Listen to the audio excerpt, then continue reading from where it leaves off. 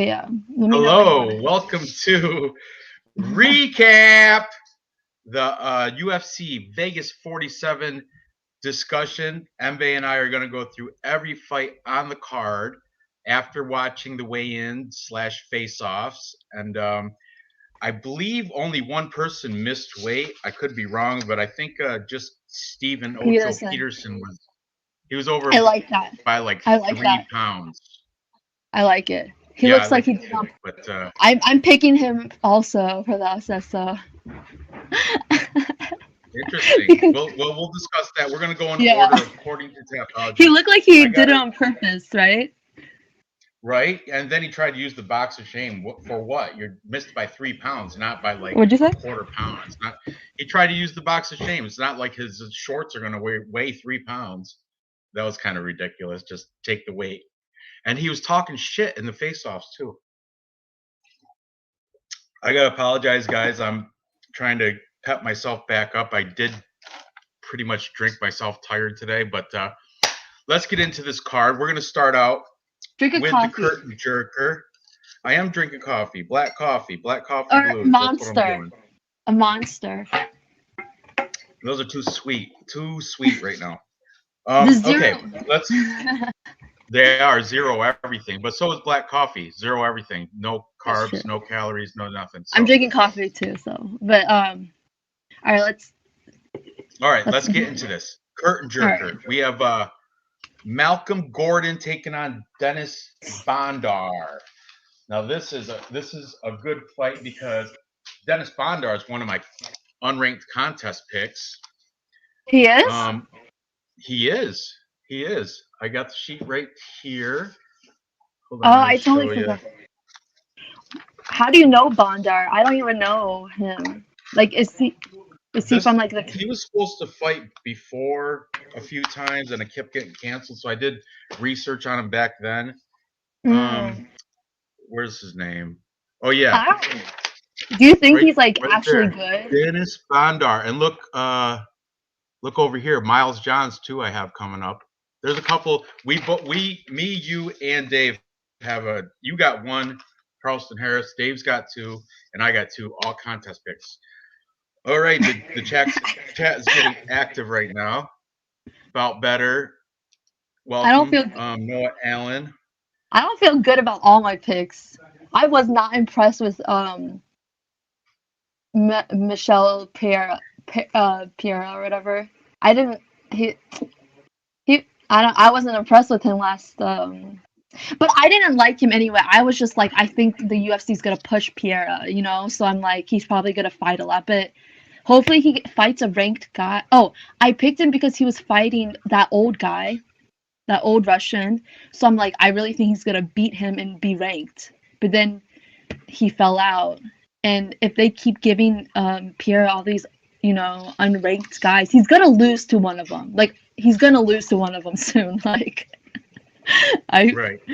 You know, but let's get back whatever. to the Malcolm X Gordon, Dennis Bondar, Psycho Bondar. Now Bondar is a huge favorite. Fresh right now, the odds have Bondar as let's see. This is on Bet Online. He's oh, they don't have it. Oh yeah, they do. -300. -300 over Malcolm Gordon. Malcolm Gordon's comeback is +250. Malcolm Gordon's coming off a win where he beat Davison Figueiredo's brother. The fraud. Yeah, Francisco. Francisco is not his brother. He has not nearly as much power. He's just not the same guy. Before that, he lost competitive, right? It was. It went to unanimous decision. Before that, he got knocked out in 44 seconds by Sue Maderji, or Maderji Sue, however you want to say it. And before that, he got choked in round 1 against Amir Albazi. So not a good look for Malcolm Gordon. He is a Canadian fighting out of Adrenaline MMA. So you know that's already suspect. Yeah, exactly. Dennis Bondar, on the other hand, he's Ukrainian. You know how right now Ukrainians in like that political turmoil with Russia. They might, you know, that Russia has troops on the border. I haven't really been following, but last I heard, you know. Yeah, I heard. So anyway, I don't know how that's affecting Dennis Bondar either way. I don't know if it's a good thing or a bad thing. Right. But this is UFC debut. He is highly touted though because he's from M1 Global, I believe, and he did a couple. He was a flyweight champ in WWFC. He's been in some decent, tough regional scenes, and I like Dennis Bondar here. Malcolm Gordon, doesn't he have like a suspect chin or something? Yeah, like I don't a know. super suspect. He's a flyweight. He's a flyweight. You should not be getting knocked out Right. cold, like, and getting hurt like all the time. So Yeah, if Sumadarji can take him out in 44 seconds, I mean, is Sumadarji, is he even like a power hitter? At 125, I don't think there's such thing. Right. Maybe. Like, Figgy's the closest one, and he doesn't even like knock out people cold. You know what I'm saying? It's like if you're getting, like dropped or hurt, it's just, as a flyweight, it's just like not a good look. I agree. I mean, like I have Bondar here. I don't think I'm not gonna pick Gordon. Yeah, why wouldn't you? Yeah, WWFC champ is right. Flyweight champ for Bondar. Or look right here, we start. I don't know filled with info.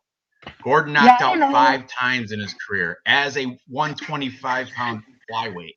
So all his wins, I mean, all his losses are inside the distance. Right. I don't know how good like Bondar is actually, like, I don't know, like I didn't watch too many, but we'll see. But I think he's good enough to beat Gordon. I'm gonna. Like I think he might win either. I know everyone's like inside the distance, but he could win. Minus 115 for Bondar inside. Yeah, but it sucks. This is flyweight though, and like, I don't know, but Bondar could win a decision. He could also win, I think, submission, because he's like a submission guy. I feel like he's more like grappler, isn't he? I think, I don't know. I believe so. I didn't check his background out, but I know he's a grappler. Like he's like his last win is a rear naked choke, and then before that's an arm bar. Then he had a KO TKO punches. And then and then the other wins after that, they don't even say the method. See, that's shady to me. They don't even say the method. It's just like it's green. They don't even know. Or About Better says he is a grappler but a control guy over submission. So he's more of a wrestler than a BJJ guy. Right. But, I think there's not an argument for Malcolm Gordon, really. I don't know anybody taking him. I wouldn't even take him on a hedge flyer, like just a gamble. I mean, like, Gordon has probably fought the better competition. And he does have a pea head. He's got he's got a small head, for real. Yeah. Look at his topology picture and his face. I think Gordon, is like, I'm not gonna bet it, but Gordon is probably live for like a decision if he is able. Like, I don't know, you never know. Because usually, like, I would like to fade the guy that's coming in, who's a big favorite. Do you know what I'm saying? But like, I'm not. But Gordon could win a decision, maybe submission. I don't know, but.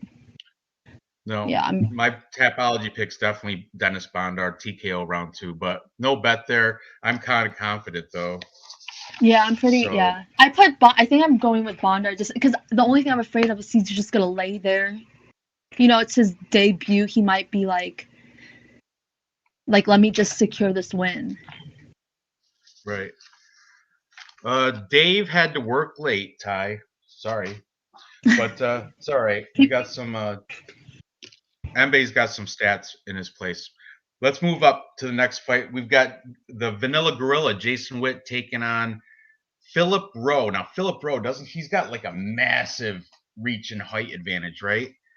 Yeah, like 5 inches height 10 inches. and 10 inches in reach. I mean, Jason Witt, his path to victory is wrestling. He's coming from Glory MMA, so you know he's got the good coaching. He's got a game plan when he gets in there. But dude, I don't know. Philip Rowe, that 10-inch reach advantage, if he's smart, he just, He's pop him not. from the Philip Rowe's not volume. really good at keeping distance. On striking volume. I Yeah, think Philip Rowe has way more volume than Jason Witt. Stand up. I'm not 100 on that, but I'm pretty sure. Well, Battle of the breaking news: Jason Witt and Malcolm Gordon got knocked over by the breeze right now, so fight is off. Yeah, I know. Jason Witt's coming off. He's coming off He a win won against the veteran Brian Barberina, but before that, yeah, but he was in trouble in the third round. He got knocked out by Matt Semmelsberger, who's like mediocre fighter, in 16 seconds. So, and before he got knocked out by Takashi Sato, 48 seconds. That was his UFC debut. So Jason Witt definitely has the suspect chin. Philip Rowe, though, he's been underperforming as well. I don't think Rowe's that great. He did take out Orion Koski. There was a lot of hype of that contender series, or no, that was Ultimate Fighter dude, right? Orion Koski. Yeah. Philip Rowe gets hurt a little bit too, but like he doesn't have an iron jaw. But like if you compare it to Jason Witt, it's like really good. But like Rowe could win. He went out of shape too, and you know what? Yeah. I noticed that he was a little soft in the weigh-ins. He wasn't looking as ripped as he usually is. So I noticed that also. He is 35. He is 35. Like, well, Philip Rowe's 31, so it's only not. Yeah, but like I think once you get above 35, it starts like the age process in fighting is like more rapid. You know what I mean? Yeah, about Gordon and Witt are literally our garbage lines are generous. Look, Witt gets knocked down or stunned every bout. Agreed. Yeah. That's why I gotta go Philip Rowe. And plus he's got there's a lot of love coming on Witt, and I don't understand. Like I heard, who'd I hear from? Somebody, Cody Safdie and the Dogger Pass podcast and Mike Shaughnessy or whatever. Yeah, he said this fight was supposed to happen before, like a year ago, and Jason Witt asked for it again. So this fight, he wanted this fight. So he's got like Glory MMA has a game plan, and I think it's to wrestle. Yeah, so Philip Rowe. That's right. That's why I might have to. I just remembered. I listened to that today on the way into work. Cody said Jason Witt handpicked this fight to happen again. And Philip Rowe, before they were supposed to fight, I guess there was like some sort of minor injury for Philip Rowe. So I don't know. Maybe Jason Witt is. But he looks less prepared.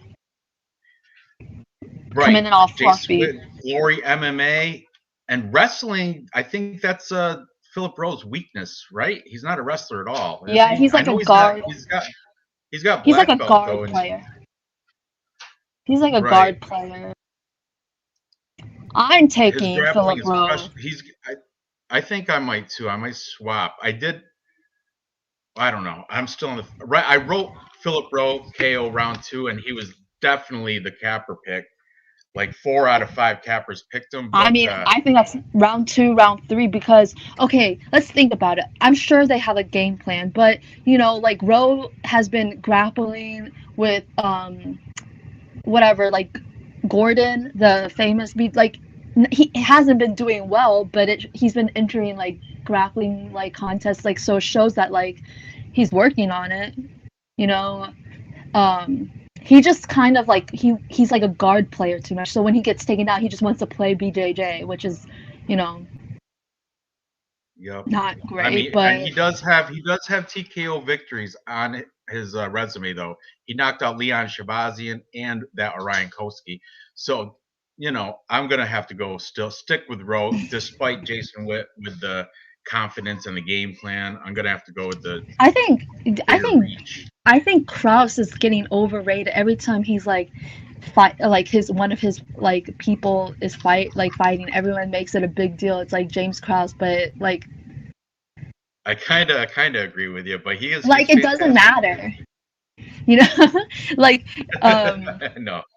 James, remember Derek Minner? Like he still was going into Ryan Hall's guard, and James Krause was just like, "What are you doing?" That was funny, but I mean, he's Philip Rowe. He's not. He trains at Fusion XL. That's got like Jacare Souza, veteran, and Mike Davis, who's pretty good too. So he trains with Vieira. Wait, not Vieira, right? Yeah, Rodolfo. He's on my list, right? He didn't fight. I think he's fine, but.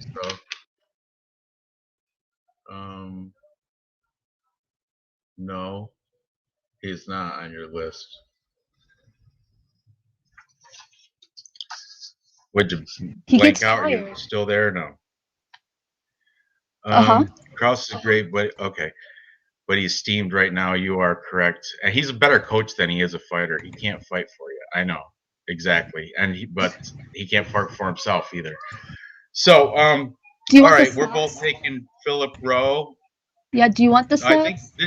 I want to hear the volume, like who outstrikes significant strikes per minute. So orthodox okay, so Jason Witt lands 2.63 a minute. Philip Rowe, 4.97. Striking accuracy. Right there you go. That's all I had to hear. Yeah, how about Philip Rowe's takedown defense? What's that at? I know it's low, but okay, well, so wait, strike absorb. Jason Witt absorbs 3.1, so he absorbs a little bit more than he throws, and Philip Rowe, he absorbs a lot to 4.54, but it's a little bit less. So he throws a little bit more than is landed. So it's the opposite for Jason Witt. But I trust Rowe's chain. And then takedown defense. Takedown defense for Rowe is 50%. Takedown average per 15 minutes for Witt is 6.46. That's a lot. 0.87 for Rowe. Takedown accuracy 45%. For Rowe is 33%, and takedown defense for Witt is 100%. And then, like I said, nobody must try to take him down, I guess. Yeah, they just knock him out. No sense taking him down. Just break his shit. Wait, he got submitted in one of them. I'll look more into. Right? Yeah, I'll look. I'm curious if he got dropped and then submitted. I don't know, but Oh no, where was it? He actually gave an arm triangle. I don't have. I mean, he has to get up top. He was probably on top. I don't. But Witt is submission average is 1.3. It's 0 for Rowe. Okay. Let's talk about the next fight. We're both taking Rowe. Let's talk about this Danilo Marquez and Yaltan. Is it Jalton? Because the Brazil, I don't know. The J's are sometimes silent, sometimes pronounced with a Y. Yaltan Almeida. I'm not sure. I don't know. Jalton. That's how it'd be pronounced phonetically if you just read it. Jalton. That's how Cowboys say it. American Cowboys. Yaltan Almeida versus Danilo Marquez. Okay, anyway, Danilo Marquez is the big underdog. I think he's plus 300. I'm going to look up right now. He's 330, plus 330 on Tapology. Yeah. And my God. Plus 340 on Bet Online. I made a parlay and I fucked up. And I accidentally played, I still have to make it, I accidentally played Jason Witt. Decision, no action, and I for some reason thought it was like if I don't know what I thought, but I meant like I want Rowe to win inside distance, and if it goes to a decision, then it'll void. Because I think if it goes to decision, then Witt probably wins because of the takedowns, you know. And I actually picked, Witt decision, no action. So that means Witt has to win inside the distance. So I have to make a new one. But yeah. Well, I mean, anything's possible, I guess. But yeah. I don't see Philip Rowe getting knocked out. Maybe though. Somebody said battle of the glass chins. So Jason Witt, like I said, he's got the game plan. Okay. So this Yaltan Almeida, though, this dude is a beast. He's like chiseled, like made out of marble. This guy's he looks like an action figure, you know what I mean? But Danilo Marquez, they sized up very well. Danilo Marquez is a big dude too. And the thing is, Danilo Marquez always comes in as underrated. I know he hasn't had the best resume, but he has beat UFC caliber people. Mike Slow Rodriguez, round 2, Nick choked him. You know, that Danilo Marquez choked Rodriguez out, round 2. Then he got a unanimous decision against Kadisi Bragimov, and that was his UFC debut. He did lose most recently to Kennedy Nzechukwu, TKO round 3, but I think he was leading on the scorecards. Yeah, he was dominating. He was dominating. Right. He gassed out. Danilo Marquez is he's 4-1 in his last 5. He's a he's 36. Gladiator CF champion. 3-inch height advantage, but you know what? In the face-offs, that's fake news. Fake. He is not 6'6". They're lying. I hate UFC stuff. Why do they do this? I think one thing he's got going for him, his good friend and trainer, like who he trains with, is Damian Maia in Villa de Luta. And Damian Maia, if anyone's going to teach you how to be a BJJ submission guy, it's going to be Damian Maia. But I don't think Almeida. I don't think he's going to submit Marquez. I don't either. And you know what? That's what everybody, like the public, is all over his muscles. That's why he's such a minus 400. On Tapology, he's minus 435. Minus 440 on Bet Online right now. That is disgusting. That's ridiculous. I mean, I don't know that well. I understand he beat a Russian in his last one. I actually bet him. He was plus 190 against that Russian. But that Russian that he fought on the Contender Series or whatever is a fraud. Is like really a fraud. Like his record. That Nasruddinov. His record was so shady. He lost. Like it was so weird. If you look at his whatever record, he lost. He lost the match. But it said it didn't count. It was like an amateur bout, but I don't exhibition understand. Or something they put for anything that happens in the Contender Series is considered exhibition. No, he lost. No, I think he lost before that. So really? It says that it said that he was undefeated, but it's like a weird loophole. I don't know. Like it was like it is listed as an amateur bout, but it's weird because I thought if you debut, you can't have amateur bouts anymore. So I don't understand. Anyway, so that guy is a fraud. So I don't know how good Almeida is. I can't really find any film.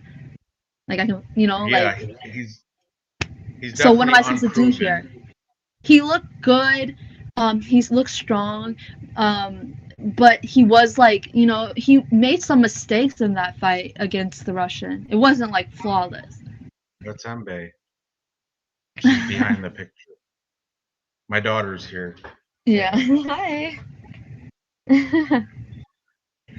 But anyway, I think Danilo Marquez is underrated. He's fought better caliber of fighter. What do you need, my phone? Because, like you said, Almeida isn't really proven. He hasn't beat anybody. I think everybody likes his muscles. However, he does do a lot of those submission undergrounds, like the grappling stuff. Yeah, I think he's good. I think actually green. Yeah, I think he's good. A lot of wins.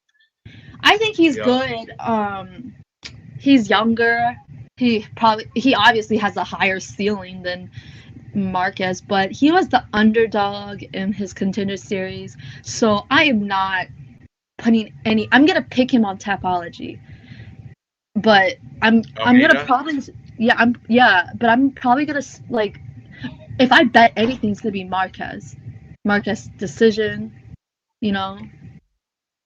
That's I don't, but Almeida Yeah, can I'm gonna possibly. hedge. I'm definitely hedge betting. What is he? 340 or something? Plus 340. I'm definitely throwing a hedge. Yeah, Alex Ramirez, I mean welcome to the Almeida. show, new I don't guy. think he's gonna sub Marquez. He could knock him. Everybody's saying Marquez does have that's his flaw. He's got a horrible gas tank. But and Yaltan Almeida is proved that he can bring it. I haven't seen him gas out. I've only seen the one fight, and it was like you know. Yeah, I don't watch it know. I live. think, hold on, like he gets like, he's like all his wins are finishes, I think. Let me look at his Tapology. I think you're right though. I mean, at least his last 5, yeah.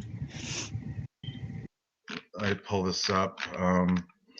Round 2, I hit a rear naked. Look at all these grappling things though, and they're all wins too. He beat that Chow Borello, that guy that was supposed to fight like 3 weeks ago. Something happened, he couldn't. But I don't know who that is. He looks good though. He never won a decision. Everything he's won has been within distance, including like grappling. He has one loss against Bruno Assis by decision. Everything else though, he's round 1, round 2. Well, it says he has 2 losses. He has 2 losses, so are both decisions? No, the other one he got knocked out in 16 seconds in katana fight by some nobody named Thiago Moreira. Yeah, it's probably like that was 2017. So it wasn't like a decade ago, but it was 2017. You know, it's still shady, kind of right on the cusp of doesn't count. I mean, at least one of them he lasted to a decision, but I don't know who that guy is. So, like, right. But so what's the violence on this? What's the fight doesn't go? Oh look, -2. Under 2.5, under 1.5 is -115. Under 2.5 is -200. I played the over 1.5. I think this is gonna go long. I don't think it's gonna be early, and I think there's a good chance this goes to decision. Like honestly, or like late.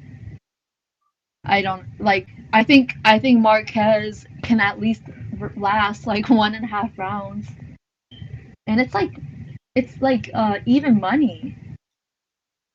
Oh yeah, -110, I think. That's yeah. I'm hedge betting Danilo Marquez at plus 340. You know, just to maybe something might happen. He might pull off some crazy submission. He does have. I think he's got better submission instruction, whether if it's the game plan, and he's got wins by submissions in his. Yeah, but he held on. I forgot. He held on to someone's back for 2 rounds and couldn't finish it. Yeah, that's his gas tank is suspect. That's his gas tank is his weakness. Right, but and it's hard to tell from Tapology. He's got a couple rear naked chokes. Man, yeah, this one says Almeida all over it, but I got it at that plus money. I got to throw a little hedge on. I mean, I think if you were gonna bet Marquez, I would probably bet him by decision. But I guess if you don't want to be picky, I think I'm pretty confident. I feel really good about the over 1.5. I think it lasts a little bit. No matter who wins. That's crazy. It's even money. And you rarely get over 1.5 lines, I think. Plus money. Yeah, I got to throw the little hedge bet, why not?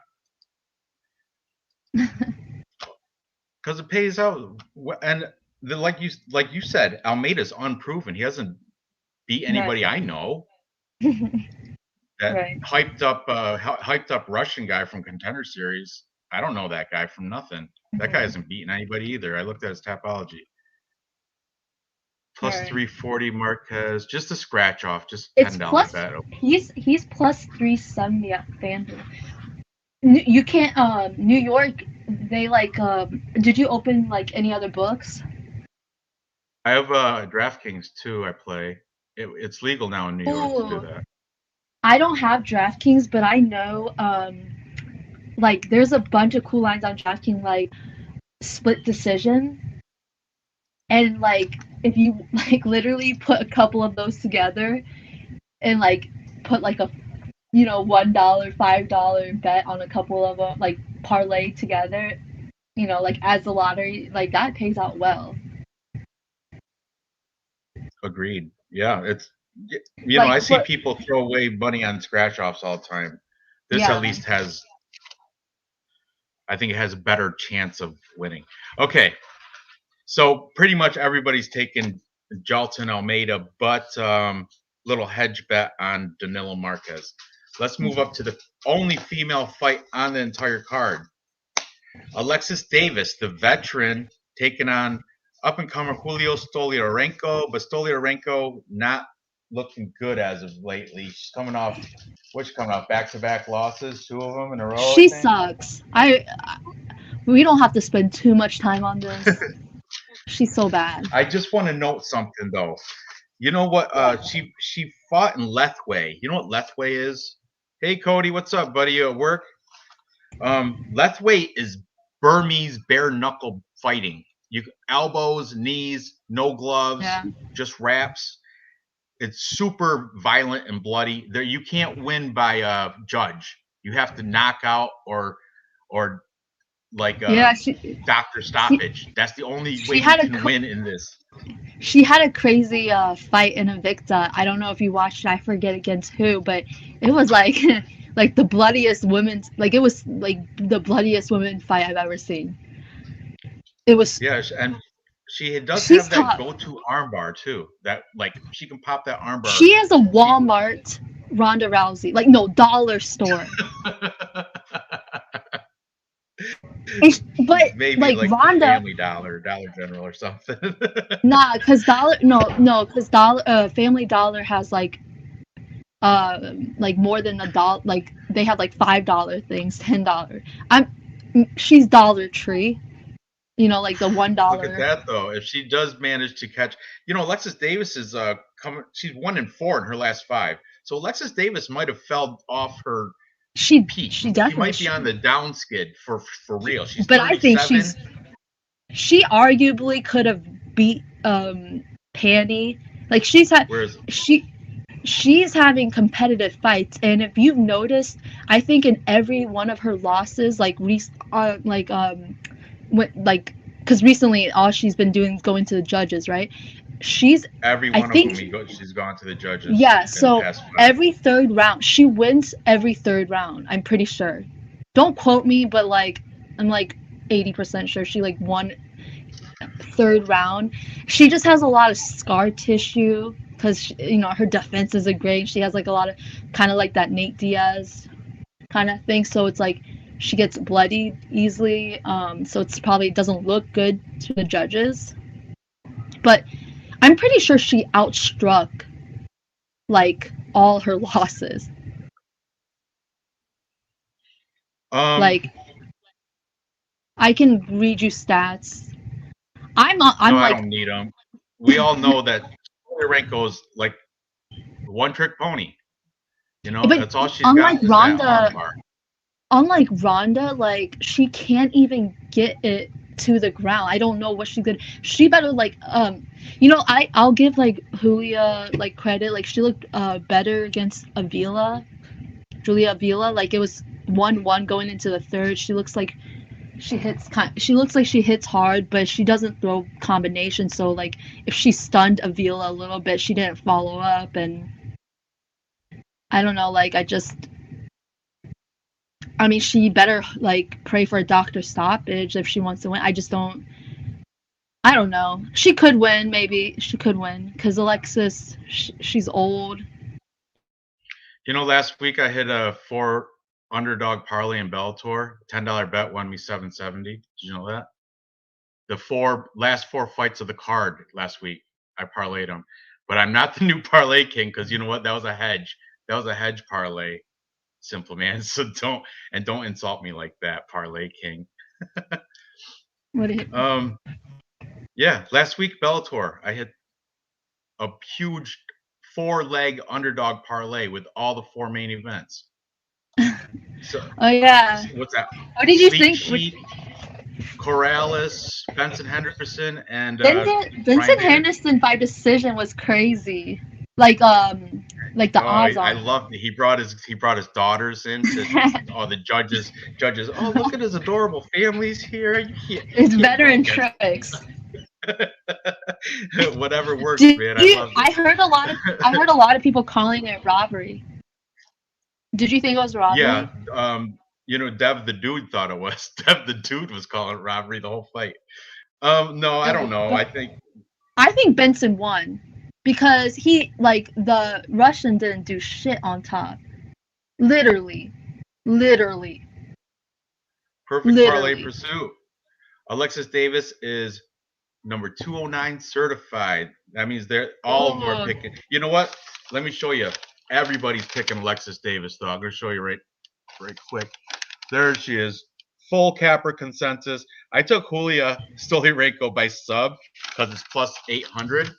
And I'm a plus money junkie. And like I said, Alexis Davis, 1-4 and 37 years old. But the GOAT Valentina, her last title contender is Lauren Murphy, who's 38. Yeah, I know. Age doesn't matter as much in female. Holly female Holm MMA. is about to fucking have. Yeah, she's like 40, right? She's like, and she's about to be in a stupid main event again. I'm a female, and I don't want to watch that. You know what? I don't. Julia also today looked good in the face-offs. She looked fresh. She's having trouble. Yeah, but she's had trouble lately making weight and stuff, like coming in with that pisses me off bad weight, like bad weight. I don't understand. Yeah. Why is she missing weight? She didn't struggle. Like I don't. That pisses me off. In the past, she struggled with it. Right, and that pisses me off because it's like, why? You're not even like that fit. You're not. You're kind of chubby a little bit. Like, why are you like Lad too? I don't understand this. It makes like what WMMA look kind of bad. Yeah, I don't know. In the face-offs, I've strengthened my pick on Julia. I think she looked physically better. If I was just if I brought my daughter and said which one of these girls is going to win, she would probably. Let me look at it. Hold on. Let me look at it. Go ahead, look at it. You can't really see her face in the face-offs because her hair's in the way. Because Davis against Mazo, she looked more fit than like ever. So that I bet Davis as like a plus 200 something underdog against Sabina Mazo because like she looks fit. But hold on. I also took Julia as a little side Julia. That's a Julija. Oh yeah, it's.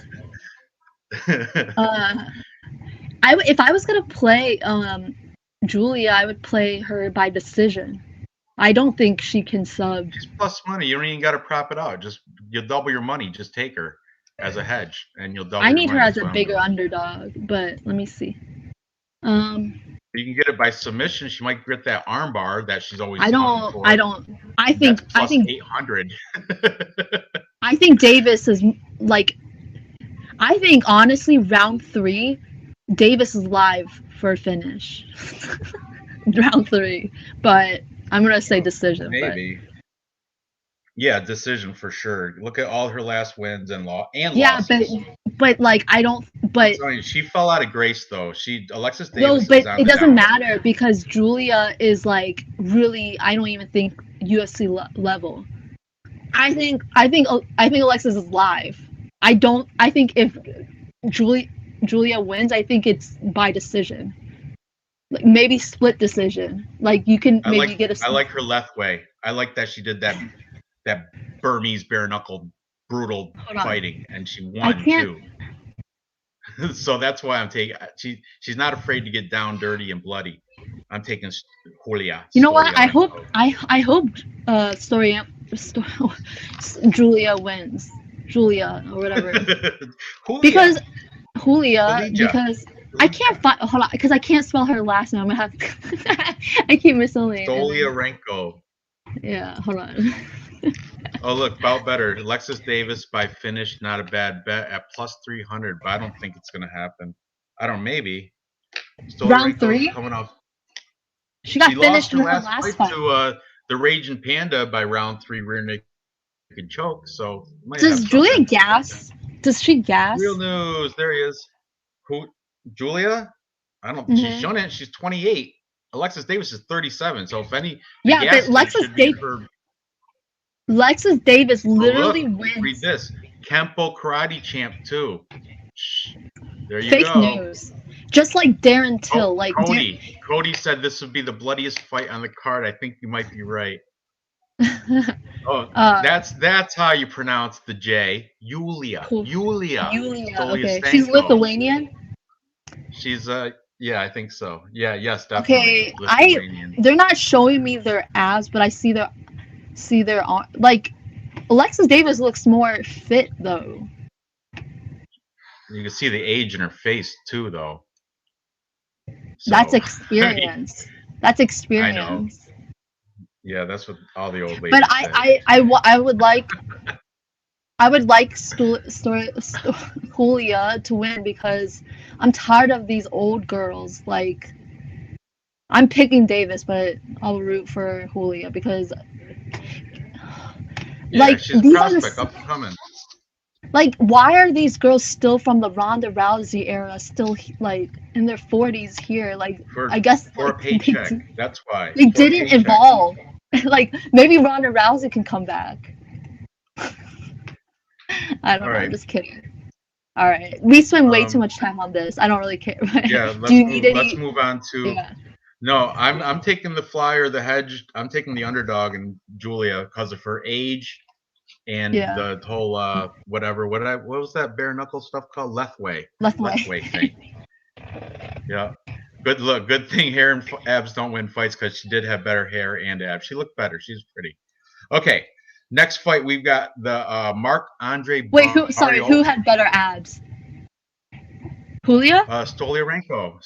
She had better abs? Better abs, better hair. She had That's what all these guys are saying. Yeah, Julia, better abs. You know? Wait, can someone tell me if Alexis, because I have I have a bet on it. Is she like more or like less fit than her previous like bouts, like Mazo and Panny? Is she like more flabby? Not flabby. She just looks older. She looks like her aged. Panny fight, like even she looked old in her Panny fight, but she still did well. But she lost, so you know. Okay. Anyway, let's move on. You said we spent too much time already. Marc-Andre Barriault and Chidi Bang Bang Njokuani. All right, this one is interesting. Chidi Bang Bang, what an awesome nickname. His brother fought last week in the Eagle FC, Anthony the Assassin Njokuani, and got beat by Raymond Magomedov or one of those Russian guys from Eagle FC.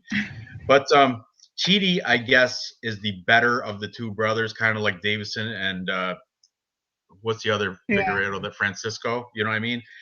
You don't know? Wait, you don't know the real? You forgot the name of the real one? Or the? Oh, okay, you're talking about the brother. I said Davison Figueiredo and his brother. Oh my God, I got. Okay, never mind. My bad. Keep going. Okay. Oh my God. Anyway, Chidi Bang Bang. He's coming off a win against Mario Souza, and that's a contender series thing, ground and pound round 3. But the thing is, he might be. This might be his like a debut, but he's got a lot of experience in LFA and he's got Bellator experience. So it's not like he's new. He's not new to the whole fight game. He's been there for a bit. But this power bar, Marc-Andre Barriault, this guy has been in the UFC, and he's coming off back-to-back UFC victories. Dolce Lungu-Imbula, unanimous decision. That was just September. And before that, Abu Azaitar, that's the guy that tried to get like fake tickets to the UFC in Dubai when they were doing the Dubai thing. He like trying to, what's in the bag? And he said it was like potatoes or something.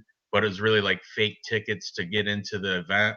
I don't know. He's really shady, that Abu Azaitar, but it doesn't matter. Marc-Andre Barriault ground and pounded him round 3. He does have some weird losses: unanimous decision loss to Jun Young Park, and a split decision loss to Krzysztof Jotko. So he's 2-2, and he had a no contest because he tested positive for Osterine against Oscar Pichota.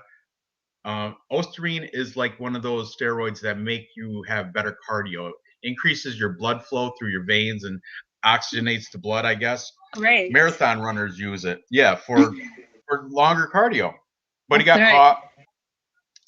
No contest. So 2-1 in his last 5. What's your take on this? Because I'm still on the fence, kind of. I don't have a strong lean. I was hoping you did. I guess I'll pick the UFC guy for now. I don't have a strong lean on this. That's the way I'm going too. Even though he's very predictable with his style, he does come in with a lot of pressure. And Chidi Njokuani, I think, he's is quick. more of like. He seems like I seen him. I watched a couple of like briefly, and I've seen him like kind of like look. He looks discouraged. You know who else said he quit before? Right here, Blood Money. Cody also said that same thing last week when we were watching Eagle FC. It's like Chidi Njokuani. I've seen him quit when we were talking about his brother. So you're not the first person to say that. It's the family. It's the family. The Njokuanis. That's not good. But this is like a Canadian. There's a bunch of Canadians on this. Yeah, I know. There are a ton of them. I don't like. I like going with the U.S. Well, U.S. Barriault is fighting out of. You know what? He is out of Canada, but I guess he moved his gym to Sanford. So Sanford MMA down in Florida. So Why isn't Jourdain on this card? Because he just fought he was gonna fight last Topuria week or something, right? No. Topuria ate too much. Oh, that's right. Yeah. Let's see what the chat has. Let's catch up with the chat. Chinny Bang Bang. That's awesome. Barriault round 3 plus 1,600. I don't think it's gonna. I think it's gonna go decision. That's a good. But that's a good bet. That's a good bet though, like a sprinkle. Because plus 1,600, absolutely. Because if Chidi quits, and he's kind of gassed from the pressure, like look round at this 3. Hot info right here. Chidi's been finished 5 times. Barriault never stopped from 24 fights, going all the way back to amateurs. Thank you for pushing me to that side of the fence, Cody. Yeah, appreciate it. I like it. Chidi gets backed up very easily. Yeah, I heard he's not good off his back foot either. Power bar. This is a middleweight fight. Cody's also saying some of the fights been at light heavyweight. Okay, but just to let you know, round stoppage, plus 16, plus money. Yeah, that's a good sprinkle. Yeah, so I've been and I've heard a lot of smart people like the good cappers be on like Mark MAB or MAB and a little bit more casual people are on Chidi from what I've heard. What's Tapology's the public vote? What's that? What's the public pick on Tapology? Well, actually, 61% Barriault or 39%. Okay, never mind. I don't know. No, I got it. You're right. Njokuani, you just couldn't say his last name. 39% for Njokuani. 39. Marc-Andre Barriault, 61%. Most of them saying by decision. Chidi, Chidi is shitty. No, I don't know. He's there's a couple. You know what? He is Triple P certified by Perfect Parlay Pursuit. So and also Die Hard MMA podcast. Never mind. There's both those guys. Actually, there's smart Chidi also. Yeah, they're pretty good. So never mind. Never mind. But no, there's smart people taking Marc-Andre Barriault too. I do the Capper consensus comparison pick. So look, I'll show you. It was kind of fair. 4 cappers. I crossed out Bert. I used him in a different show, but he was also there. And then Chidi, only the certified and diehard MMA podcast. About better, he was on the list for Marc-Andre Barriault. Right here, he's got a whole paragraph. Besides watching tape, that's just with line analysis. I don't understand why chalk gamblers even watch tape or listen to online cappers. You got to do whatever you can to get the edge, buddy. The info. Sometimes it's just knowledge fun. Is power. It's, and it is like fun. When you're it's entertaining. When you're like, I literally listen to podcasts like when I'm like work, like when I work, or like because I always need something in the background, so I'm like just listening half like heartedly, you know, like it's just like a podcast, like it's just in the background, like maybe while you're driving. Yeah, But, me too. That's definitely what I do. I got an hour commute to work, so every day I'm listening to cappers on the way to and on the way back. I listen to all the cappers. I don't watch, like I'll watch like tape, like if I'm like really invested into the fight. Like sometimes I'll like skim, like I'll just like watch highlights. Like the Gator and the Giga one, I watched so much tape for that.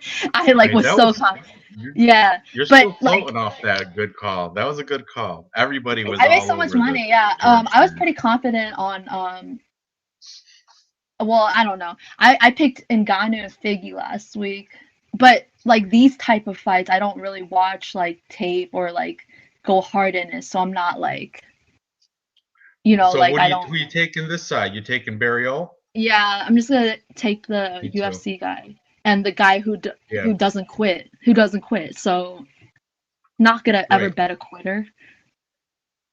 You can't bet like bad cardio. You can't bet like bad chins and quitters, right? Like I'm not gonna put money on that if they've had like a tendency. But fighters can change, like Charles Oliveira. Yeah, you can definitely increase your cardio too. There's ways, and you know, like for example, Rodolfo Vieira, when he got tapped by Fluffy, he realized he lost because of his cardio, and then the fight after against the German guy there. Yeah, but I don't think. I think Vieira's I'm just example, you know. Yeah, you can pace yourself better, but he was kind of huffing and puffing. Right. Markets, heavy pressure and high volume. Yeah, I guarantee the stats. Barriault. Do you want to see the stats? Do you want me to read the stats? Do you have them? Yeah, I have What's all. I have like stats. It's gonna be like not like correct because the UFC. I'm only looking at the UFC, so like they probably only have like one fight for Chitty. You know what I mean? But probably not even. Chitty's only been in the Contender Series. Before that, they had that fight for that one fight. So it says, strikes landed per minute 3.54 for Chitty, 5.8 for MAB.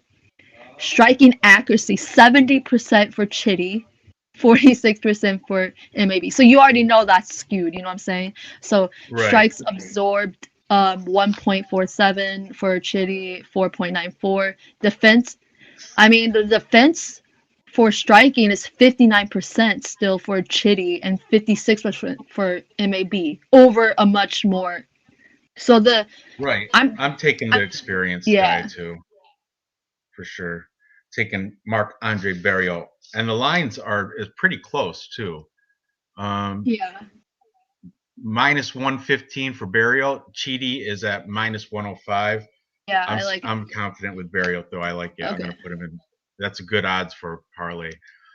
So are you gonna do decision? Do you think decision? Like for your fit? That's what I picked. I picked decision because I think he's gonna have the pressure, and the judges like to see the more aggressive fighter. They usually the defensive fighters they don't usually pick them on the back foot, counter punches and stuff. And I mean, but I do think the round 3 is a good sprinkle to take him down. Right. Just pound him out. He had that against the potato. I believe there's value on Barriault at minus 115. Yeah. He should be like a minus 160, I think. Anyway, let's move on. We got next. We have Hakeem Dawodu. That's one of Dave's picks. His one of his contest picks right there, Hakeem Dawodu. Because he's Canadian. I know, taking on Mike Trizano, because Mike Trizano fighting out of New Jersey. Tiger Schulman's MMA. Okay, Hakeem Dawodu, he's coming off a loss to Movsar Evloev, but Mean Hakeem though, he's 4-1 in his last 5. He beat split decision all the time. Both of them. I know. Here's a hot take too. He had a split decision against Julio Arce.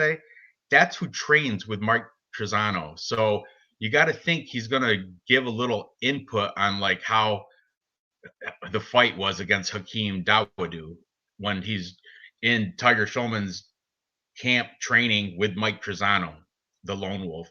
Mike Trizano, not bad, coming off a win against Ludovic Klein. He lost to Grant Dawson, but Grant Dawson, I mean, I like him. You guys, I know he's a fraud too, but whatever. I like Grant Dawson. I'm just kidding. No, they're decent. They're decent. Yeah, and that's his only loss for Mike Trizano, and he's the plus money here. Plus money. He's let me see. I got him at plus 140 for Mike Trizano. I like that. Was he a bigger? I think he was a bigger underdog earlier. Because I have him in a parlay. Oh, for real, he was. He opened up at plus 160. Then it slowly went down to plus 140. Do you see these fights? Like they're either like unknown or they could go either way. You know what I mean? Like they're either like, they're like, I don't know. I hope this card is like a bunch of underdogs do win, but like it could be one of those like all the favorites win. But I think there's I think there a lot of underdogs can win. I think there's gonna be a lot of decisions on this card. It's gonna be one of those. There's a lot of close fights on this card. A lot of them could go either way. I've been struggling with a lot of these. Which is weird because there's a lot of weird chins on here, so it should be like, oh, knockout all the time. But maybe sometimes when like two questionable chins go against each other, it cancels each other out. Like this fight right now, it could go, but I'm gonna go with I'm taking the under. I'm taking the plus money on Trizano. No T-shirt bet yet because we haven't had any real close disagreements. If we have a disagreement, we're going against Dave.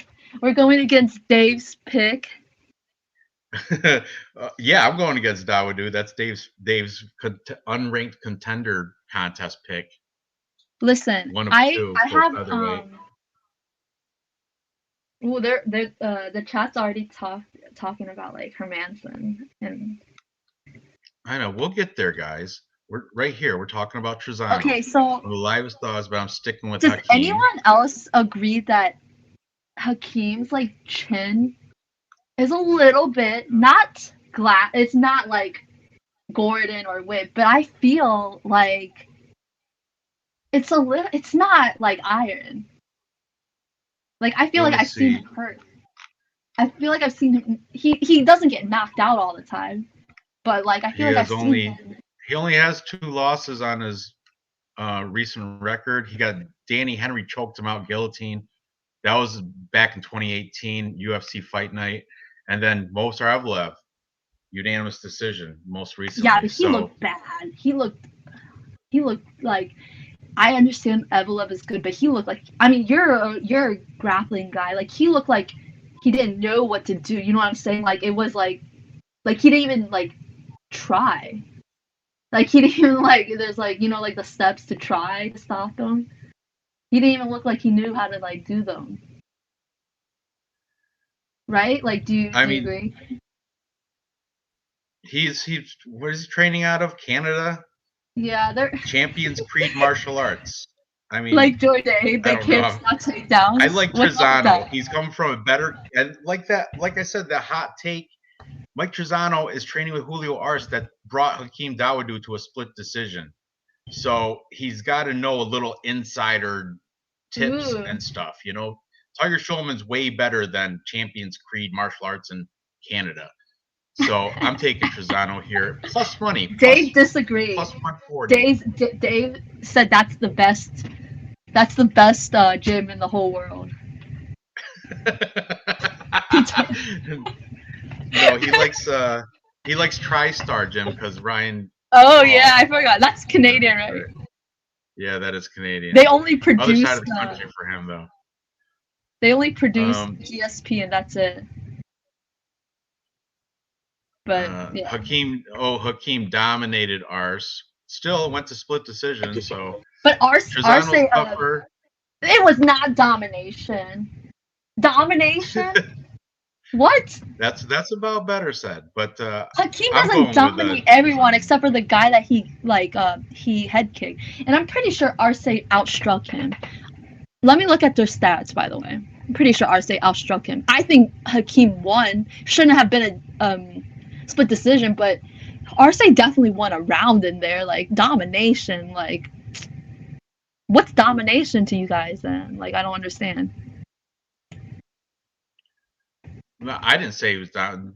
About better. He's the one said he got. It was very competitive from what I remember, unless I'm not rewatching. I don't think Trezano is that. Yeah, I don't think he's that great, but you know, I have like a crazy parlay, right?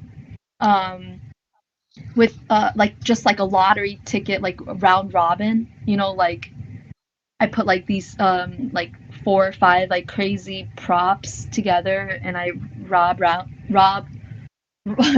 robin them, and I put I put Peterson TKO plus 900 in there because I don't know. I just have why not? Everyone thinks this fight's going the distance. You know, something crazy can happen. I think the popular pick is decision, right? I don't know. Right. So I'm just going against the narrative. I'm picking Trezano TKO. Not confident. I have another parlay. Trezano to win. I have another parlay. I think Trezano by split decision is plus like 1100. I heard on DraftKings. I don't know what it is now. It was like a couple of days ago. But if you have access, that's like a sprinkle. What? That's crazy. Split decision. Plus, I think. Let's see. Yeah, it was a couple of days ago. I'm pretty sure it was plus 1100. I don't know if it went down a little bit, but that's even if it's like that's plus. Not even offered in my book by split. You can pick by points, but you can't pick by split. No, DraftKings. Right. You have DraftKings. Oh, right? You're right. But right now I'm Bet Online. I do. You're right. I have DraftKings. I thought you said FanDuel for a second, but I have DraftKings. But yeah, it's like plus 1100, so that's probably worth a sprinkle. But that's crazy. That's a crazy number to me because that could easily split decision either way. You know. Yeah, I might have to take that in DraftKings. But anyway, do you want the stats? Can you introduce Miles Johns and John Castaneda? I gotta piss super bad. Can you do that for me? Oh my God, I'm gonna be talking to myself. I'm just kidding. Okay, just for a second. It'll take me I'm just kidding. Miles Johns, John Castaneda. All right. Started out. Chapo, Miles Johns, 12-1. Okay. So, Miles John versus John.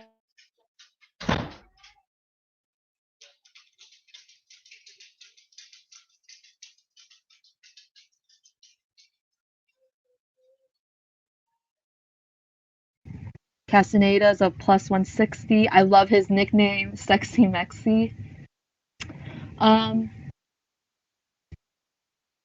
Yeah, does anyone have any strong takes on this?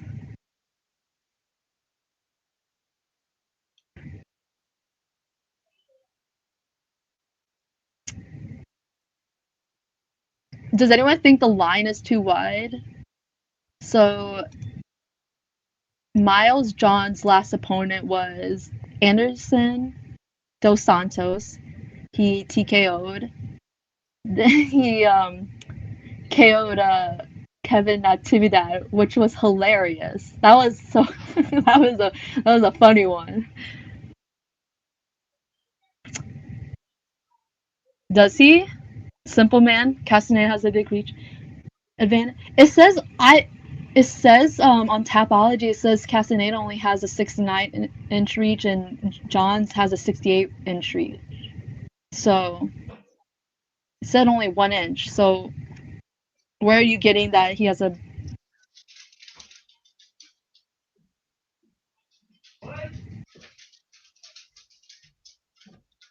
Okay, where'd you leave off? I was just talking about Miles John's last 2 opponent, and I said that Kevin Natividad, that was a funny KO. Uppercut, round 3, right? Yeah. I got my second win, so back to the hair of the dog. I got my second win. Remember I said I was tired earlier? I drank a cup of coffee. I'm good now. Back to... Ooh, let's get hype. Okay. This is your guy. Raj, he is. This guy is definitely one of my unranked contender picks in bantamweight. I think you should pick someone else better. Well, I also got Jack Shore. So who'd you look at your picks? Kyler Phillips and Dana Batgarel. Yeah, I regret my picks. Hey, Dana I was Batgarel. Kyler Phillips. Hey, hold on. First of all, Kyler Phillips is fighting. And he beat Song Yadong, which I think is a future title challenger at least. Just pissing a bottle on stream. Yeah. Okay, Miles Johns all day. Wait. If you think the KO against Natividad was impressive for Miles Johns, Dana... You know what was more impressive was against Anderson Dos Santos for Miles. Hold on. But do you remember when Dana KO'd Natividad? Round 1, 40. It was really fast. Why is he taking him to the 3rd round? Oh, toying with him. I think there was a lot of wrestling in that. I don't know. I can't remember. And another reason. Okay, I didn't overthink the picks. And I was looking up the upcoming bouts, so I see these people fighting. So I'm like, But Dana Batgarel or whatever has his first name is Dana or Dana, I think, right? Dana White, Dana, Dana Batgarel, like the double well, A. Well, it looks like there. Dana, so Dana's gonna be liking him. I don't know. His name, no, that's not how it works. I know. I'm just kidding, but. I don't know. I'm not that impressed with Johns. I have to be honest. I get a Chikazi vibe from him. I don't understand the hype on him. So you like John Castaneda? No. I don't like any of these. Well, you got to pick one side. Can't just you think they're going to be a draw? No. Oh, I do have a pick for a draw later on. Okay, we'll reserve that. You know what looks good on Miles John's resume? He's got a win over Adrian Yanez in the LFA, and that Adrian Yanez is right now fire. Everybody's high on this guy. Miles Johns beat him back in the LFA. So I'm not 100% high on Yanez. So I don't know why that's. I understand he's cool. He's like a mini. Yeah, he's a mini Masvidal, but it's I saw him get tore up. He wants to fight. Okay, I just want to say something about Yanez. He wants to fight Sean O'Malley, and I think Sean O'Malley would. He can't deal with volume that well. So I don't know. Just Yanez is cool. He's like a mini Masvidal looking thing, but it was a split decision, So I don't know. This is going to be Miles Johns probably his toughest fight to date. I don't like John Castaneda's he's not a chump. He's coming off he knocked out Eddie Wineland. Eddie Wineland's got that curly handlebar mustache, right? Is that the guy? I think. He's Wineland. Old as hell. So I'm not impressed with that. These I get okay, so I actually had a bet. I have a bet on Castaneda when it was a little higher. I forgot what it was, but I don't feel good about that, and I might cash out because now it's like a little bit lower. I might cash out. I don't like it. I don't feel good about it anymore. Like, on what? look at Who'd you have on?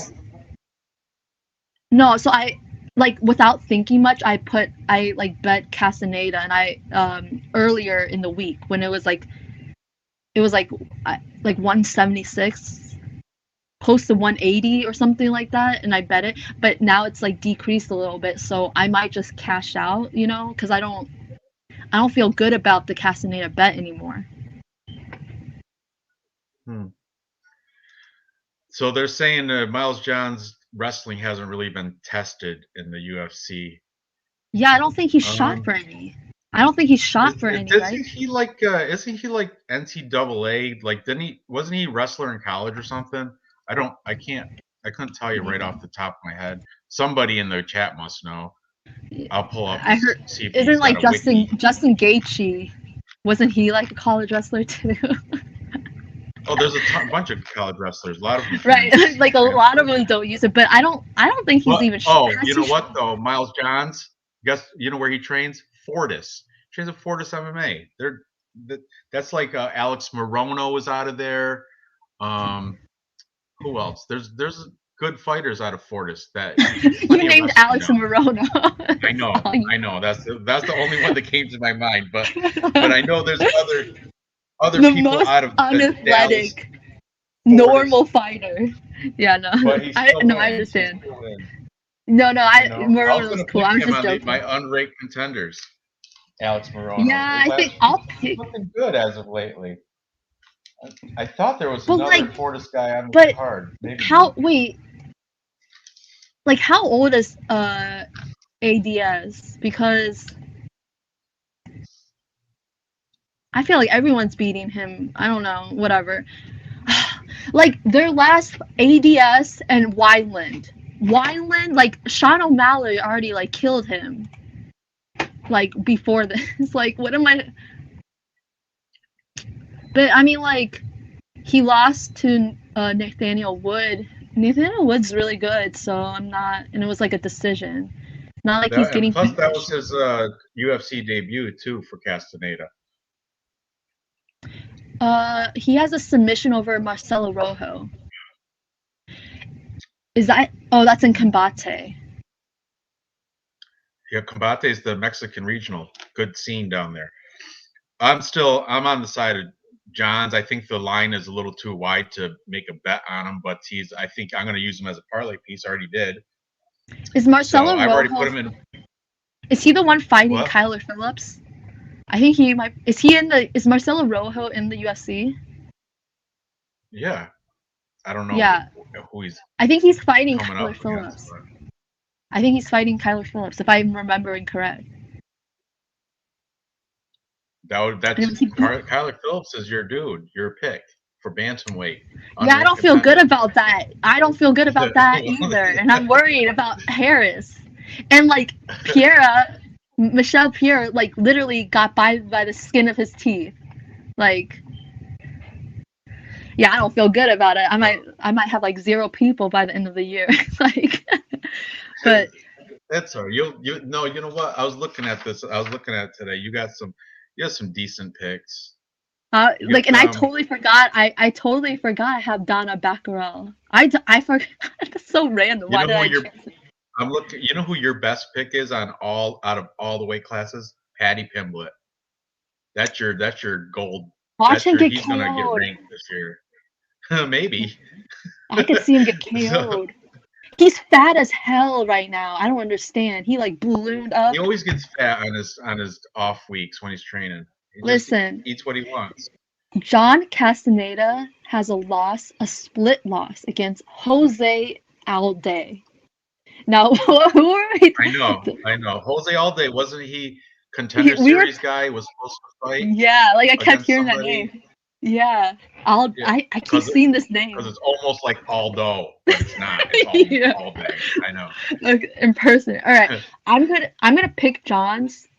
I have a bet on Castaneda, but I think I might just cash out of it because I don't like it anymore. So I'm gonna just go with you. I don't have a strong like lean on this, but I do think it's probably like a dog or pass type of fight. Well, then you would be taking Castaneda because he's the yeah, dog. but like but I'm not gonna bet it. Actually, I'm gonna. Right, I wouldn't bet it either. It's too close. But I am gonna take Johns, and I already got him in a parlay, a 3-legger with Mike Trezano and Marc-Andre Barrio for the show. Okay. Anyway, let's move up. Now we have Juicy J, Julian Erosa taking on the fat Steven Peterson. Came in 3 pounds overweight today in the weigh-ins, and tried to do the box of shame and thought his underwear and shorts were going to weigh 3 pounds. He's weighed the same. Didn't even matter. That was just an embarrassing waste of time, I think. Who? But then Sorry. at the third, you cut out. for You cut out for a Ocho second. Peterson. Oh, I did. Steven sorry, Ocho Peterson. Okay. And in the face-offs, he was talking shit to Julian I like Erosa. it. I watched his interview. He doesn't like Erosa. He's like he's weird. He's like he's. I don't fucking know what weird. he was saying, but he was. I think he won the face-offs because Julian I'm a Erosa was fan. just like, huh? I'm You're a fan of Steven Ocho Peterson. Yeah, I like it because You're he the was only like one. he was like I mean I don't this line is stupid. It's so stupid. I bet Oh, I know. What is he, Erosa minus against 300 or Jordan. something? You don't bet. Yeah, you can't take Erosa on favorite odds. You got to take him plus money, or he's not worth it because he's very suspect. Like, by the way, you were out for a minute there. Am I? I can hear you now. Okay. Look, Julian Erosa's minus 290. That's disgusting. I would never bet that, but he's definitely my pick on. I think he's going to win. Let's see. I'm picking Peterson. He's a chinny fighter. I'm betting on Juicy J. Like he. Yeah. Can you? Did I get? What? Juicy J is gonna smoke this can. Yeah. Put the dent in the can. Put the nug on top and smoke it. Smoke the can. Sorry, I got cut. I have a small bet on Peterson.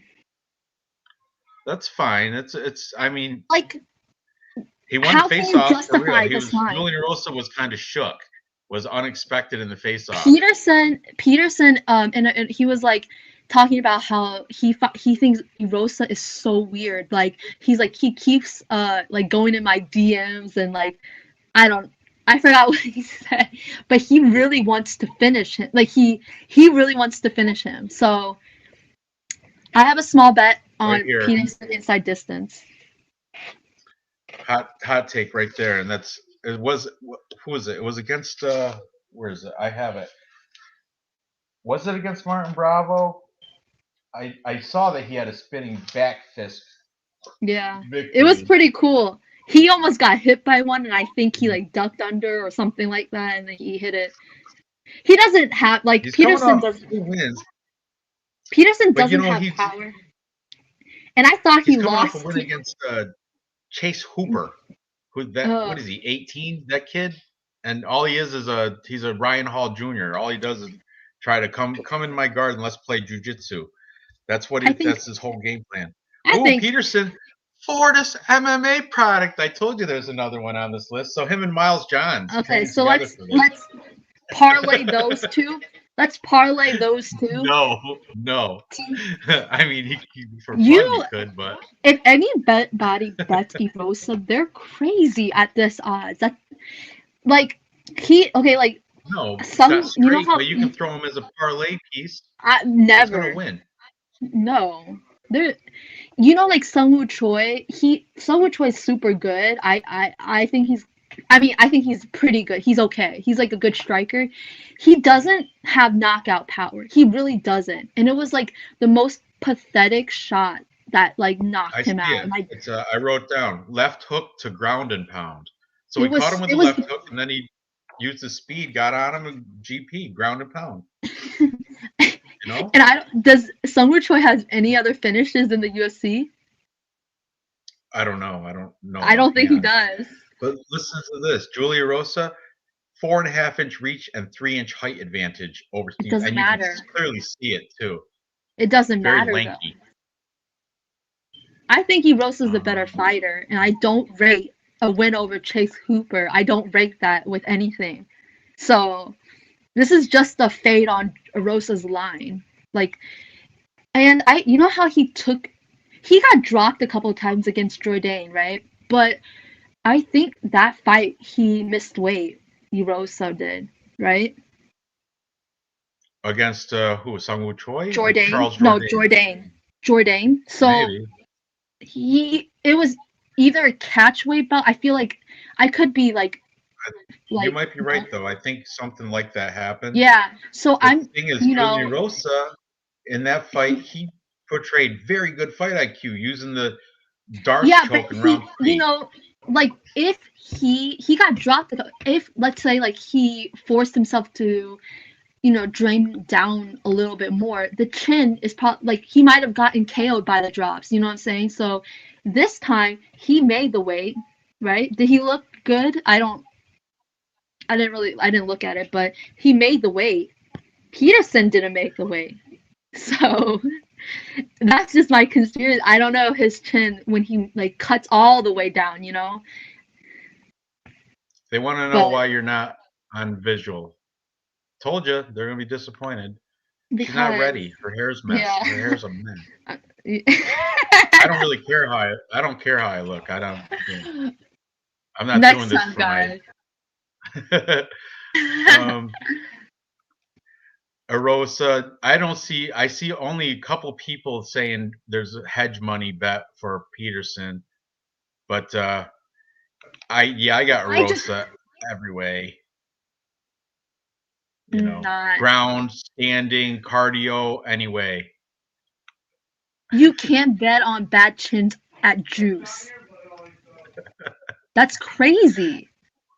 He's like I bet him against Trey, and like he like missed weight. He was. I mean, like I can't. This is just a bet. I don't think Peterson is a better fighter. No. But like, okay, let's look at Juicy J's record. Who did he get? You know, he gets KO'd by like random people in the regionals, like people he's not supposed to. Do you know what I'm saying? Like, people were probably expecting Jourdain to KO him. He does have nine losses. Let's see. Like, and the people that are supposed to took care of him. Julio Arce, Devontae Smith. They're people. They're known. Julio Arce is at 135 right now. So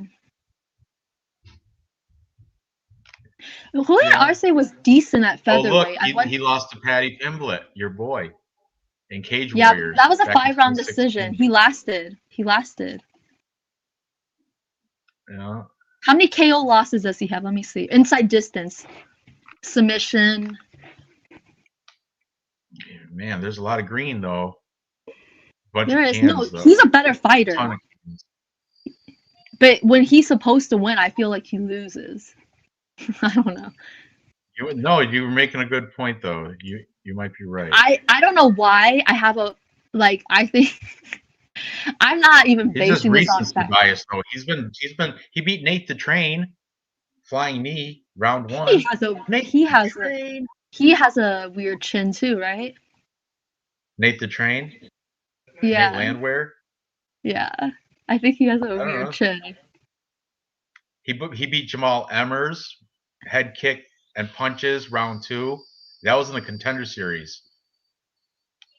So, I mean, I'm taking Julian Arosa. I don't see how. Peterson inside the distance. Gonna drop Arosa. Then he's gonna choke him out. I don't know. Do you know about the whole JP and Cheyenne Vlismas? Cheyenne cheated on him with Roman Dolidze. Do you know about that stuff? That's pretty funny. I've heard about it. I didn't really look it up. Is JP Buys out of the UFC? I hope not, because I'd like to see him fight Roman Dolidze. Are they the same weight class? I think they might be too. What? JP Buys is like a flyweight. No, he's not. He's like one. He fought. Who did he just fight and got He destroyed like went by up. He went up a weight class at 135. He fights at like 125. Am I wrong? Oh, what is the class? No, I don't know. I don't know what. JP Buys is one, and then Roman Dolidze is like a middleweight. Yeah, definitely, he is. JP Buys is a flyweight. Young Savage, bantamweight. He's a bantamweight, and he moved money. Up to. No, Blood Money says 125. Yeah, he only moved up one time. So, but he's like debuted that was the fight right before. That was the fight right before Cheyenne left him. So he was losing. He was losing, and she won. Like she won 2 fights. So she's like, I can't be with a loser. That's so sad. Pretty much, she's like, I'm bringing home the money. You know, after because she won that night. And Montel Jackson. He lost to Montel Jackson. Yeah, but he stayed in there. He didn't get knocked out. Right, he didn't. And is Roman before that though he did. Roman Dolidze sucks. He's just in a middleweight's just shit. Middleweight is so shit. So shit. Every welterweight that moves up. Back to we got off topic. Yeah. Okay. Julio Arce, Golden Gloves champ. He can check chins for sure. Julian's chin is not great. Staying away. Don't parlay Juicy J. Yeah, don't. Yeah. Arosa was beating Julio until he got head kicked late in the third. But what happened to Julio Arce recently? He got KO'd himself. So. Yeah, he lost to Song Yadong. But Song Yadong KO'd him. Remember?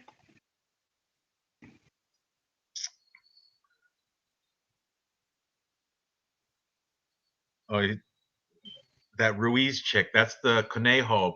Montserrat Ruiz. That's what he's talking about there. The headlock. All right. Okay. So I'm gonna pick Peterson because I'm fading Erosa's juice, and I'm just gonna pick him because I think Cheyenne Buys is a hoe. I don't know. I'm not gonna judge. The cat wants to know. I'm not gonna. I think she's rude. I think that's. But I don't know the situation. He comes from a loaded family background. I heard that too. And remember when she was complaining about money? Remember she was like, she was crying to Dana like, I can't pay my rent.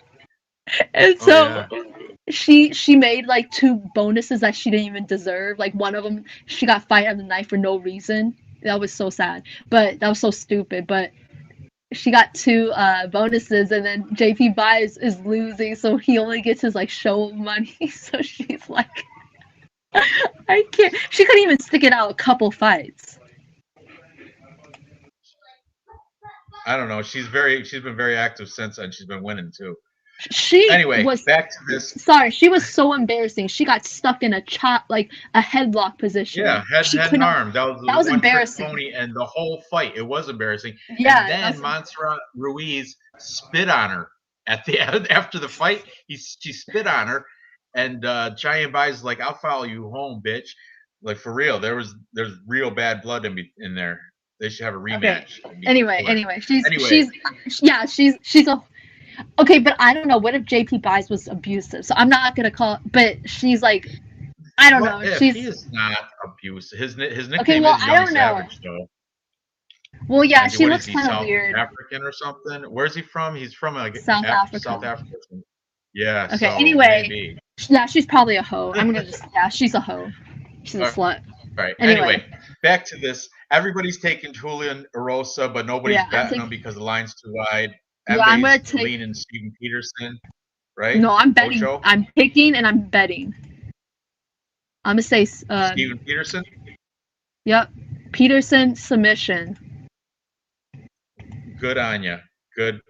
That's probably a crazy number. I'm gonna go see what that is later. JP Buys should hook up with Montserrat Ruiz, Conejo. I bet you she's not that challenging for him either. I don't know. Well, she's won a fight in UFC. He's lost. She always does the bunny with the Playboy bunny, I don't puff know. on her butt and sticks it out, and she's right, whatever. Dave had to work late. BC Dave had to work late. Let's move on. Let's move up to the next fight on the card. We've got this one is that Ultimate Fighter should have happened already. Brian Battle and Trey Gore. This one is going to be the two heated. Best last names. Battle versus and Gore. That's great. You got Brian Battle's got one of the worst fighting nicknames though, Pooh Bear. I like it. But you know what? Today Pooh Bear looked a lot better. Like he's better shape than his Tapology picture anyway. He's looking beastly. And the other guy there, Trey Gore, Mr. Vicious. I don't know. I'm kind of.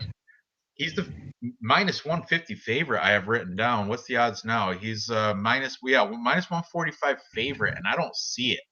I mean, Trey Gore is less experienced. I know they're both like contender series dudes. Yeah, but Trey 3 Gore, fights. He couldn't fight because a knee injury. What's up with that?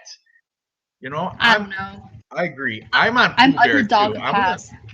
It's underdog I'm pass. taking definitely Brian Battle. Yeah.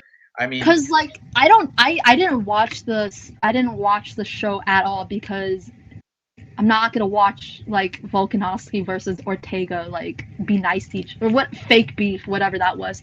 But I hate that series now. But all I know is 3 fights, more experience. Gore probably hits harder.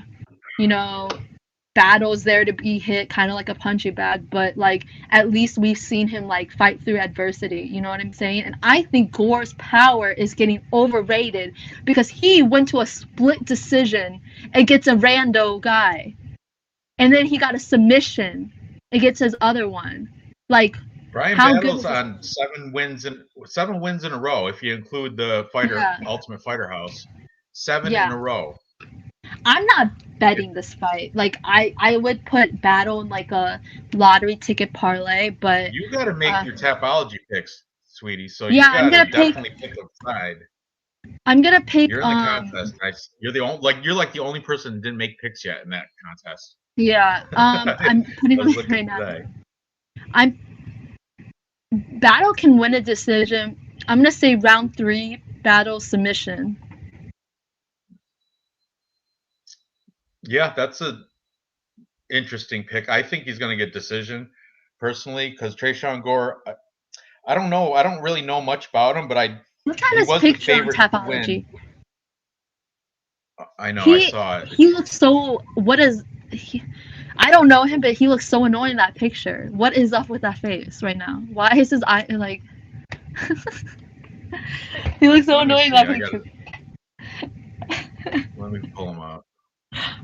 Why did I put that picture? His eyes are shut. You talking about Trey Gore? Yeah, that picture. He looks so stupid. Yeah, he got the camera. His eyes are shut in it. Why would they? But look at who he's. Scroll down. Look who he's beat. Nobody. Gilbert Urbina. Yeah. That's it. I heard people be like, okay, Urbina was beating like Battle and like Gore just like whatever. But I don't care because like I'd rather see someone go through adversity, So. Right. The other guy though, he beat Cody Brundage in amateurs. Brian Battle. Right. He beat Cody Brundage, split decision. Okay. Yeah, and he beat Impa Kasangane in amateurs. So he's beat names that I've heard of. Right. I know they're back in amateurs, but still, they're victories nonetheless. Yeah. So I'm. Does Gore have an amateur background? Experience. I don't think so. I think he's just got a small. Oh, he does. So he just. He does. He's got 4 fights in the amateurs. He's 3-1 in amateurs. So what was the outcome? Like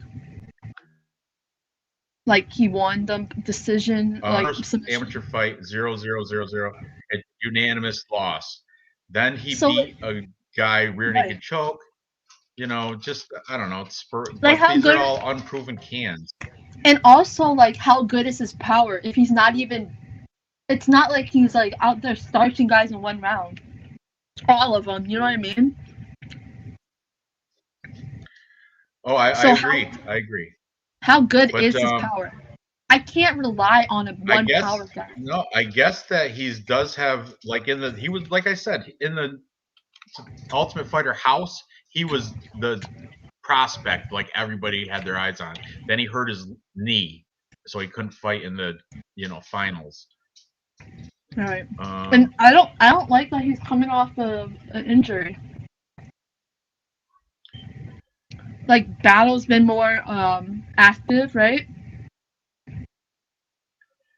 Yes. He's been more, yeah, that's because he hasn't been injured. Gore had an injury, right? Which is still sticking in the back of my head because I don't know if did he recover from that injury.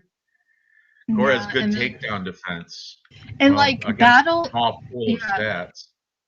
And Battle like already had his UFC debut, so he might be less nervous, you know. So yeah, he already went through the jitters. Yeah, so like Gore could starch him, but you know, I'm not like, you know, I'm not gonna count on like a KO, you know, because KOs are still kind of rare. Like you can't just rely on it unless you're like, and Ngannou doesn't even like count on it anymore. So, yeah. Gore's leg kicks are phenomenal. That's right there. This is the question I have: is his knee injury fully repaired? I have no idea. I don't. That lingers in my mind too. He probably passed the medical exam. Battle more of a dog to me. Gore was getting whooped by LJ Jones. Who's LJ Jones? Oh, that must be the contender in the Ultimate Fighter house. Yep. Yeah. I mean, like Gore's not even the underdog. You know what I mean? Like, I think Battle should probably be a little bit more favored. You know, maybe if like Gore was a little bit of an underdog. People betting Battle based on Tresean Gore gassing out. I don't know. Okay, I don't even know, but that's even worse. That's even worse because you know Battle's gonna be there if he's conscious. You know. He came back. Looked great in the weigh-ins. He looked great in the weigh-ins. Yeah, so he's obviously working on stuff. Right. Yeah. So I'm like, you can maybe how are you about to like bet on this fight on a chalk money on a guy with 3 fights? Remember Hu Yuzong? He had 3 fights or something like that, and he sucked. That guy sucks. Yeah, Hu Yuzong. He's horrible. I know that guy. You know the guy that does the Chinese guy. He used to do like he would put a tablecloth on him and have like a saucer right above his penis, and he'd pull the napkin out and then he'd point at it, and make the stupid face. That's who Yuzong looks like. I don't know if you know what I'm talking about. There's a dude that does these stupid, like pull away a napkin, and I can't explain that. Somebody in the chat probably knows what I'm talking about. It's hilarious though. But yeah, Hu guy, he's horrible. Undefeated, horrible. A lot of the Chinese guys come in like that. Let's see. Battle. Sorry, I actually my connection. I'm so sorry. What Chinese guy? You're just cutting out. Oh no! Someone asked There's me. A Chinese guy that does these stupid. Yeah, I've been killing the main events, Lawrence, but I don't know. I'm so unsure of this one. Oh right, she has. I'm so unsure. So. She has. She's the only one to take. I don't want. No, I'm probably gonna break it this time. So. I'm not confident. 4 years longer than Battle, so he's wrestled in BJJ too. Battle never wrestled in high school or college. Just wait, someone said. Wait, Real News MMA said he is explosive, has good cardio, good IQ, and like my question is, how do we know? All-American wrestler, Glory kickboxing champ. How do we know he has good IQ? Like, how do we know he has? Wait, people have been saying Gore gasses out, so we're getting two different. Oh yeah, look at that's right. They were talking trash, and then Gore went to put his hand out for a handshake, and Brian Battle just walked away after Gore was talking shit about his family and stuff. I'm like, I'll kill you, all that. And then he tried to shake his hand. It was hilarious. Yeah. I don't know what was said, but in the face-offs, it was good. Good. He has 3 fights. 3. That's crazy. I know. Like, and he's chalk. He's not even the underdog. He's not even like, yeah, I'm Battle, and maybe he dies in the first round. Gore does gas. That's what they're saying. Gore gas. I'm taking the underdog here. I already made my decision. I don't want to. But this is like I'm not confident at all. But I'm not confident either. But I'm gonna take. It's like if Gore was the underdog, I'd probably pick him too. You know what I'm saying? Like. Yeah, it's a dog or pass spot for sure. Yeah, I'm not picking the less experienced guy, relying on his power only. I remember Brian Battle has beat people in the UFC during his amateur fights. Cody Brundage and Impa Kasangane beat him both as amateurs. So he's, I like that. Go with Brian Battle here at plus money. All right, moving on. Next we got the main. This should be the main event. This is the fight that I've been waiting for. Sam Alvey and Brendan Allen? Yes. This is the GOAT. Don't laugh. I'm not laughing because you know what? Brendan Allen looks like shit. Minus 400. He literally, I think there's an interview and he said he just rolled off his couch and took this fight. He hasn't been actively preparing for this fight like Sam Alvey's been preparing for Phil Hawes. Alvey is so shit. Alvey is so shit too. I mean, Alvey's shit. Because he's a counter puncher. He's a off the back foot counter puncher. Listen, defensive boxing. That's why. He doesn't. It's not boxing. It's like a hook only. Like what other does he have? He just throws a hook, like a right hook, right? Maybe left hook. The counter punches. He's a good counter puncher. But in the face-off today, don't say. Wait. Take that. Don't say he's a good counter puncher. He is though. Let's not go that far. Well, if I go back 10 years ago when he was winning, he counter punches. It lands, like sometimes. I just think this might be an opportunity because Brendan Allen looked like kind of for real. He looked soft. He looked like he looked like training. This is a short notice, super short notice, where Smiling Sam Alvey's been getting geared up to go against. What was it? It was Phil Hawes, right? I do like light heavyweight better for Alvey. Like, I think if it was 185, I think it'd probably be like, because I think he carries a little more power at light heavyweight. Because Wellington Turman is chinny as hell, and he didn't do really much to him, So I think he probably carries a little more power. What's funny? Just for the memes, it'd be so funny if Alvey won and then Allen is 0 for 3 against Strickland's teammates. That'd be hilarious. Oh, right. Yeah, because he I didn't even pull up his thing. It's right here. He's coming off of because Chris Curtis, he lost to Sean Strickland, and if he loses to Alvey, they all train together. That'd be so funny. He's like obsessed with Strickland. He like wants that back, but like he was on.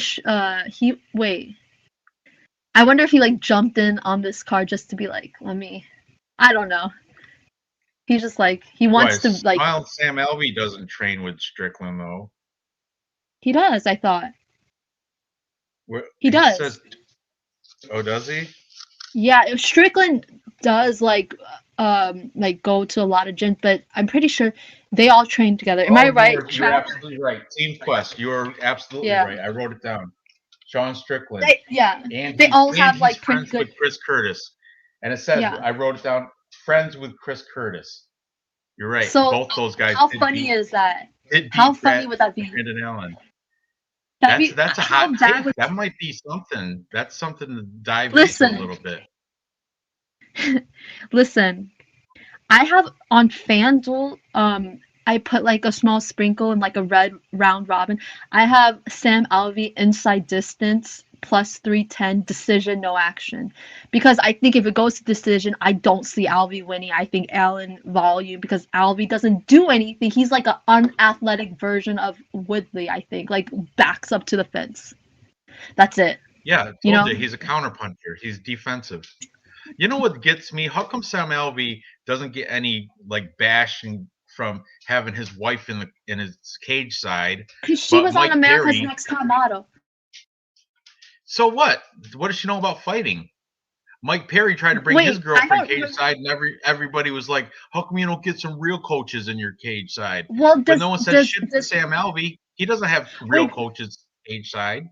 Wait, he doesn't have one. It's only his wife. I don't know. I don't remember. I refuse to read. I don't know. Are you sure he doesn't have like one other one? Maybe a Team Quest guy. I don't know. Yeah, maybe like in past when he lost the Wellington tournament. People like Alvey, but I think people were fading the chin of Thurman. So they're like, maybe Alvey will land one of those cooks. Huh. Chris Curtis and Strickland, those are both friends with Sam Alvey. I mean, so I think the only way to bet Sam Alvey is Alvey decisional at that plus 310 on FanDuel, because his money line on FanDuel was plus 350. So I think that's a really good plus 310. So so if Alvey wins inside the distance, I win. But if it goes to decision, the bet's a void, So I think that's a good way to play it. Well, not betting. Look, I'm not betting Alvey. Look. Yeah, he hasn't KO'd anybody in 6 years. That was against a lower level guy. So. But he had a draw with Yaltan Almeida. And that was like in 2020, I think. And that was at 205. So, had a split. That fight against Wellington Turman, that was a robbery. Alvey should have won that. Same with the draw against, who's the draw against the Korean guy? I think that was a draw. He got like 10-8. He got 10-8 in the third round. He got dropped like 2 times. The fight before that against Ryan Spann, definitely a robbery. Ryan Spann but you can't complain about robbery like walking backwards. That's so that's what I don't understand. I know, but Ryan, also the same thing. I was so people crying robbery against. Had a bad weight cut and everything that fight. Well, he's on the scales. The fight against Thurman was not a robbery. Thurman won every single round. Wasn't there even a 2-point deduction? Yeah, 2-point deduction, but Thurman won every single round, in my opinion. I had money on Alvey, that's why I say it. Yeah. I just go with that. I mean, he's like the male version of Angela Hill. Angela Hill loses so many. A worse version of but people do cry robbery too much. Daeun Jung, that draw for real. Daeun Jung was shocked that he even got the draw. He thought he lost. You could look at their faces well, he just keeps going backwards. It's like, another thing, how everyone cries robbery with the Valentina Nunes fight the second time. I mean, in my opinion, Nunes won, but Valentina fucking walking backwards for fucking 5 rounds pisses me off. If she was pissed, how dare you? No. Don't walk backwards. and not do much, you know? I'm just saying, that pisses me off. I really do hate Alvey's style. I think he fights so ugly, you know. I can't believe Dang Jun went to a draw with him. That, like, disgusted me. I mean, but yeah, I hate robbery. I hate the robberies. I'd rather lose a legit judgment but you than can't. But like, that's not true. I'll take a robbery win for money. I'll take that yeah, anytime. but like a lot of them are not robberies, though. You know, like a lot of like people calling stuff but robberies. It's not. It's like, I don't know. A lot of them are robberies, though, too. At the same time, depends on who the judges are. Sam Alvey, he's been robbed plenty. That's why he's still in the UFC, even though he hasn't won in 7 years or some shit, something crazy. But that's crazy. Like, wait, and that was against John Vellante, I think, was his last win, right? John Vellante. That was like prime John Vellante, though, right? 2018. That was like a better John Vellante. John Vellante KO'd Corey Anderson. And remember Corey Anderson? Also, you gotta, Sam Alvey, he knows all this media. He's not blind to it. He knows everybody's like, how is he even still in the UFC? So he's got something to prove. For real, his back is against the wall, and he knows it. He hasn't won for ages. He's got like 8 kids to feed. That's a true story too. You should, if you have FanDuel, if you have FanDuel, I do think the decision no action on Sam Alvey, because I think if it goes to decision, I don't think Sam Alvey is gonna get the nod. He's not gonna outstrike Allen. He doesn't throw much strikes. The only way he wins is inside the distance. So if it goes, you know what I'm saying? Like, he just doesn't throw. But you know much. what? Allen has a sus chin too. Brendan Allen. Yeah, he's got a suspect chin. Yeah, so Sam that's Alvey, why I said counter punch, counter left. That's why I said if you want to be a little. That's why I said if you want to be a little bit safer, do the Sam Alvey inside distance decision no action. Like, if it goes to the decision, the bet's void. If Alvey wins inside the distance, you get your bet. You know, I heard even Alvey makes like 70 grand a fight. Sam Alvey. So okay, I'm picking Allen. I'm picking by decision. I have a small bet on Alvey inside distance decision no action. I was just joking that this should have been a main event. I was being sarcastic. I know you were. I know. Yes. Yeah, Brendan Allen's my Tapology pick, but I might. Yeah, I'm not gonna be. That's embarrassing. If someone sees Alvey, like, even if he wins, if you pick him on Tapology, like, I think that's embarrassing. You know what I'm saying? Like, that's like, I can't have that. You know. You want a free? Yeah, but you can't. Like, if I see, like, it can be a lucky punch, but if I see someone on Tapology with Alvey, I'm gonna look at their predictions a little bit weird. You know what I'm saying? I'm just kidding. I'm totally kidding. No, I'm Allen with you too. Allen should win. He's younger. Even him looking like fluff, like he looks fluffy. Like he's better skills, even though he's stupid. You know what I'm saying? He's so stupid. Does he still have that mullet? He was so ugly with that mullet. So ugly. Who, Brendan Allen? Yeah, does he still have that ugly mullet? No, he's got the same haircut that's in his Tapology picture right now. Okay, well, that's better. He should never have that mullet. Like, the only person that has a good mullet, I think, from recently is like Ricky Simone. He can rock it. But I guess his is like his is good. American like mullet. His is good though. Like, for you know who's got the worst mullet is the Jimmy Cruz mullet. Was both horrible. Both of them look like an idiot. Anyway, I'm ready for the next one because I'm. Yes, let's move on to this. This is the fight I'm looking forward to. This might be the fight of the night right here. We've got Dave's unranked contender pick. Shavkat. Whatever, I'm gonna mention it. Dave's unranked contender pick. Shavkat Rakhmonov taking on your unranked contender. Wow, we're going head to head. Carlston Harris. Both of you have these guys as your unranked contender contest picks, and they're going against each other. Fantastic. I love this fight. And it really I don't think I knew. The odds say. I don't think I knew. I didn't know like they were gonna fight each other. I think, because I don't know. Wait, maybe I did. I don't know. I think you did. I think you took a flyer on because he's active and he's good. And he was like one of your last picks too. I do. Yeah. Okay. He was a second round, like last time we went through. Okay. Where is he? I think Shavkat Rakhmonov. Yeah, you know who your first pick for welterweight was? Who? Rodriguez. D. Rodriguez.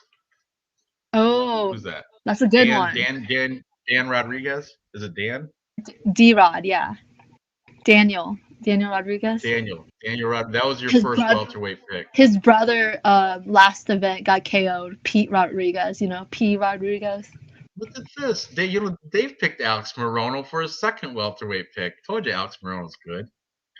The chat picked Chaos Williams and Randy Brown, and I picked Miguel Bieza and Ian Jerry. Ian Jerry, the Irish guy.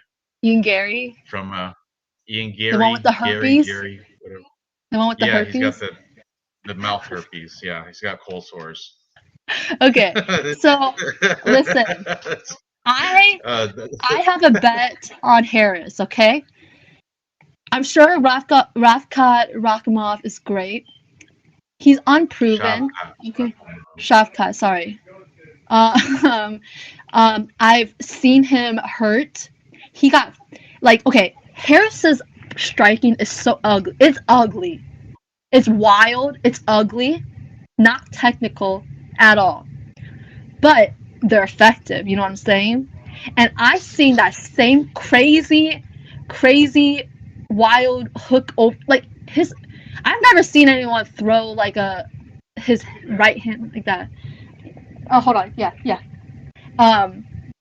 And so I've seen Rakhmonov hurt by in the regional scene. I've seen him dropped. And first of all, he beat Oliveira, right? Everyone is beating Oliveira. Everyone chokes him out. You know what I'm saying? Randy Brown choked him out with one hook in or something like. Hey, Randy Brown's not bad, Mr. Highlight, right? Or right, but I'm just saying it's we know Oliveira's a little bit not in his prime, and the whatever. Both of the last two fights that Shavkat had, those two were former lightweights, and you can tell, especially with his last opponent, the height difference, right? So I think Harris fights a little bit better, stronger, more powerful version of Alex Oliveira. He kind of reminds me of him, with better front chokes. And I saw Oliveira he was winning before he jumped the guillotine. He hit Ravkat with couple big shots, pushed him up against the cage, and then he jumped for the guillotine. I don't think if he jumps for that guillotine, it's gonna work on Harris. Okay, I don't know. Anyway, my whole point is, especially earlier, the line was crazy, and I've seen Rakhmonov face plant almost with a crazy right wild hand, So I think Harrison's so live here, and the odds are this to me is a 50-50 fight. But because what's the line anyway? What is the betting line? It's he was earlier. He was 2-1, 200. I don't right now. Yeah, minus 230 for Shavkat and plus 195 for. That's crazy. And Harris outside the UFC has way better competition than, in my opinion, But I think Rakhmonov, he's younger. He has a higher ceiling, I don't think he's at the prospect level of Khamzat, not even close. Who I hate Who do you hate? The Weasel, that YouTube channel, that nerdy sounding guy. MMA Weasel. Yeah, no, he's like, he thinks like Rakhmov's about to. He thinks he should fight like he shouldn't fight Harris and basically probably fight like Khamzat. Like he wants to see that. Khamzat will smoke him because we have never seen Khamzat like these like level competition. Khamzat destroys, so we don't even see any struggle. Do you know what I'm saying? I see struggles. How is Alex Vera about to hit you all crazy and push you up against the fence? It's because it ends with a V. His last name ends with a V. He wears that type of hat. This should be a 50. That hat? He's got a trained eagle that killed the animal that hat's made out of. How badass is that? He's got a trained bird, a bird of prey that went and killed that fox or whatever it is, and then he made the hat out of it. Well, fucking badass. I like that he's like he's like the Asian type of Russians. I'm rooting for him, but I'm just like this is a 50-50 fight in my opinion. Isn't he?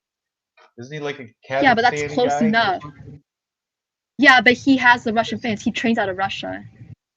He wears the Russian hat. He's part of the Russian crew. You know what I'm saying? The Dagestani. The Dagestani, yeah, yeah. Dog fighters. Yeah. Well, Carlson Harris is Brazilian. Yeah. All I'm saying, this is like close to a 50. Maybe REEECAAP should be like a slight favorite, but there's no way that he should be like, what is minus 235? Is that like 70? I can't do math. Is that 70%? This is a 50-50. Like, in my opinion, Harris is more dangerous than Shavkat everywhere. Like, more dangerous. Shavkat is probably more technical in the striking and stuff, But how am I supposed? I don't know if he's a better I don't know if he's a better grappler. You know what I'm saying? He has trouble. I've seen him have trouble taking people. Like, why do you think he jumped the guillotine against Oliveira? And Oliveira is easy to take down. I don't know. I just went on a rant, but I'm just saying. I think the line is off. Shavkat can smoke him, and he is undefeated. You know what I'm saying? And Harris is older, but we've seen a resurgence of these middle-aged, older guys coming into the UFC, and they've been killing it. So let's go with the trend. Not confident.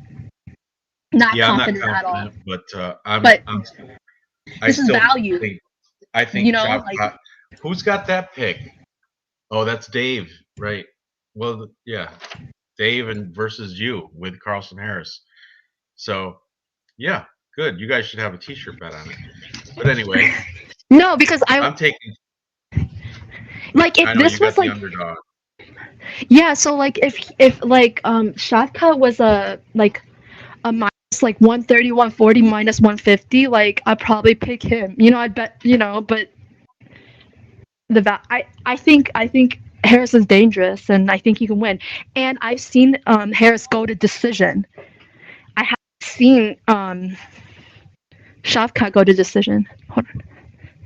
There's a lot of extra tax on Shavkat because his name ends in a V, and he's undefeated. So, look, you were right about Calvin Guattari. Might be right about Harris. I'm going. Who? Did you say Calvin Vettori? No. But I was confident. I was like confident on Cater because if Harris loses, it looks pretty dumb. Like I never said I was confident, so that should not be like my confident pick record. You know what I'm saying? I don't know. I'm taking. Okay, guys, put him in a parlay. I'm not confident. All I'm saying is I think that. You're changing people's minds. I'm not confident.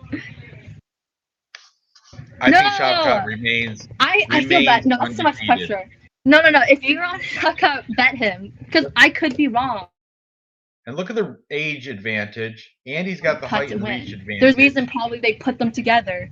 So, Yeah, feature fight. This is fight night too. I would imagine. This should be. Why is Nick Maximov in the co-main? Why is that happening? I don't know, but we're going to talk about that right now. Punahele Soriano versus Nick Maximov.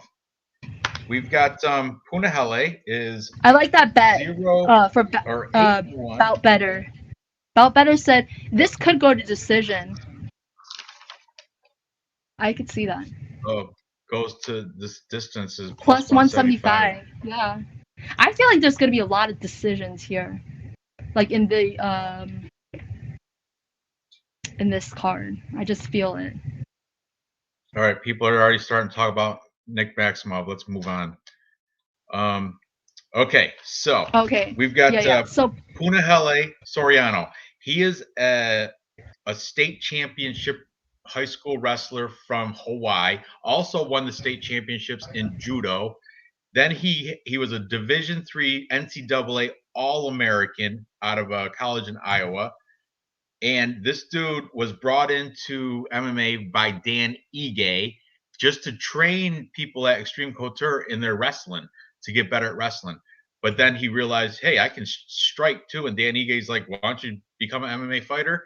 That's how he got into the game. And then he comes off and he knocks out Oscar Pichota, knocks out Dusko Todorovic. And most recently, he lost a unanimous decision to Brendan Allen, who we already discussed a little bit.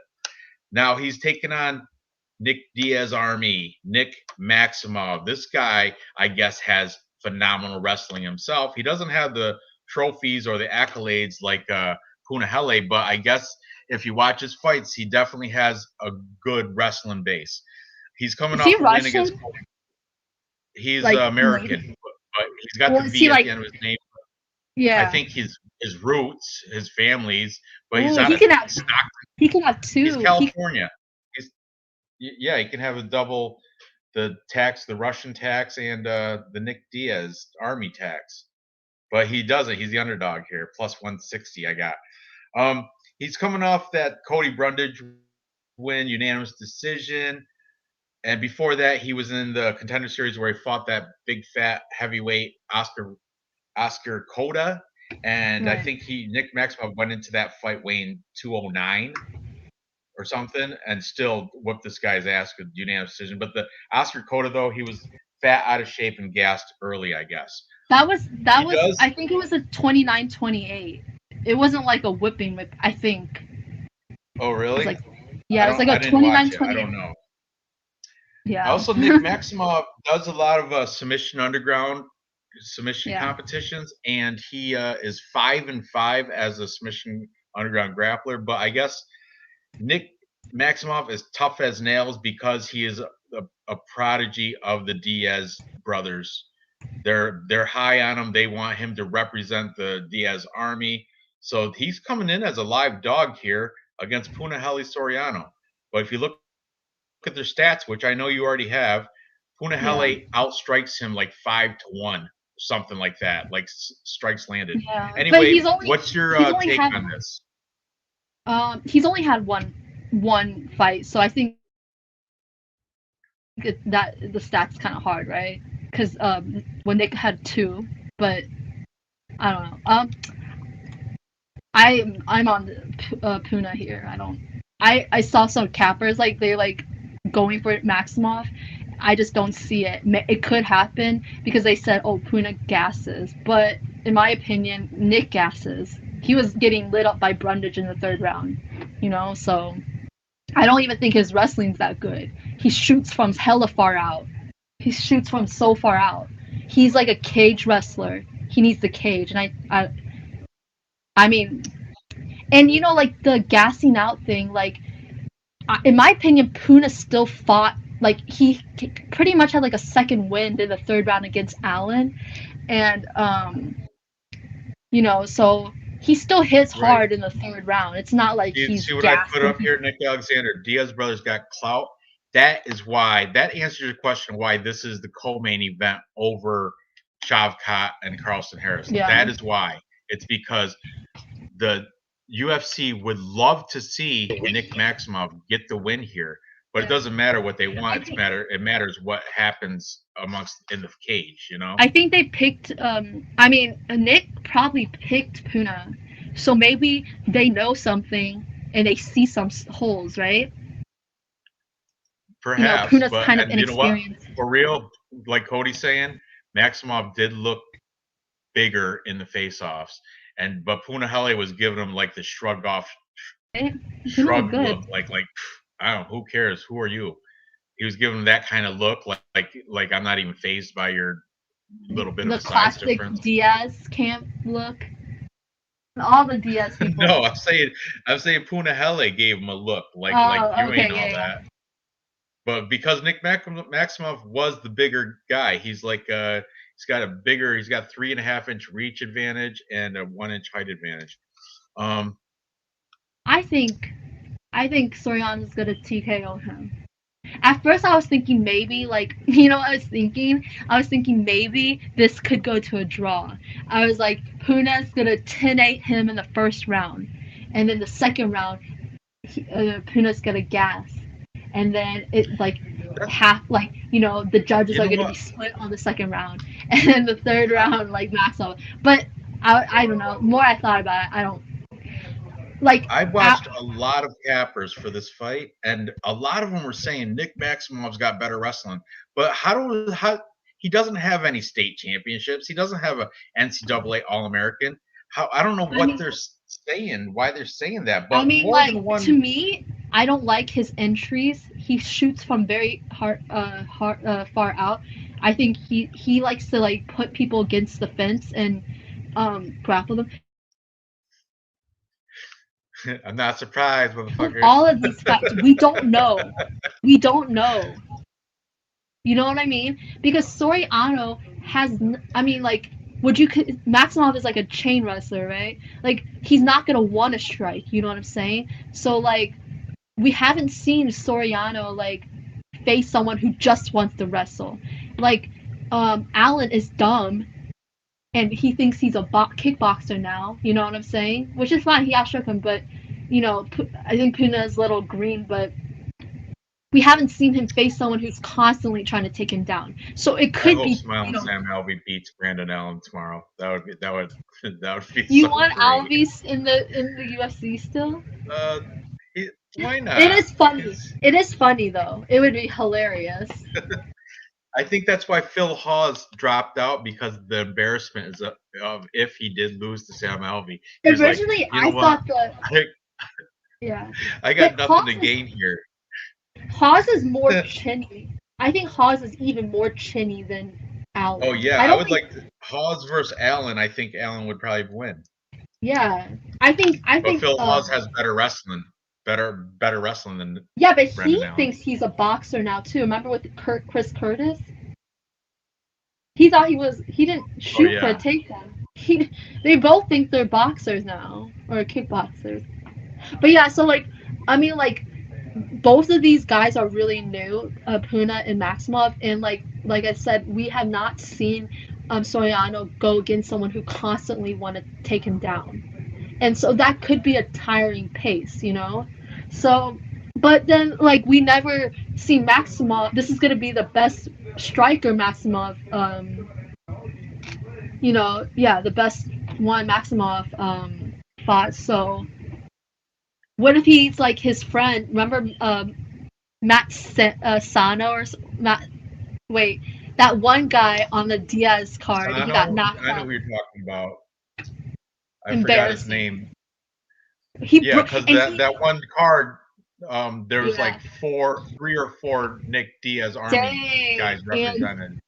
And Diaz, they all lost. Maximov was the only one that won. Never mind. Yeah, but sorry, one thing. Do you know Sano broke his own thumb? Which I don't understand why. Hold on.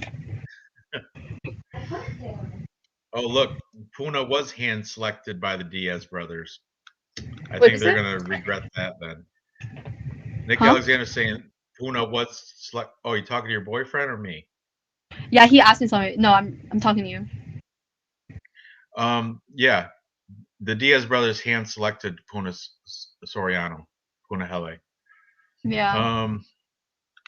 But this is going to be an interesting fight. The Diaz, he hand selected to fight Masvidal, right? He got his ass whooped, so and he probably hand selected Leon Edwards, and he got all dominated. over Punahele here. Yeah. I think Punahele is gonna win this. Yeah. Is that your take also? Yeah. You're on Punahele? Yeah. I mean, there's a lot of hype on Maximov because of the whole, the Nick Diaz Yeah, thing. I was thinking. So. I mean, I just don't see it. I don't understand what he's gonna do. Allen was hitting Puna in his body, and probably made him more gassed. And it's not like he died. He was hitting back. He was still fighting, and he got a second. He looked better in the third round than he did in the second. He got like a second win. So I saw Maximov get tired. So he's not like a marathon runner himself. So just because he's Nick Diaz, I think people are assuming just because he's Nick Diaz or Diaz camp, like he has cardio. I saw him gas.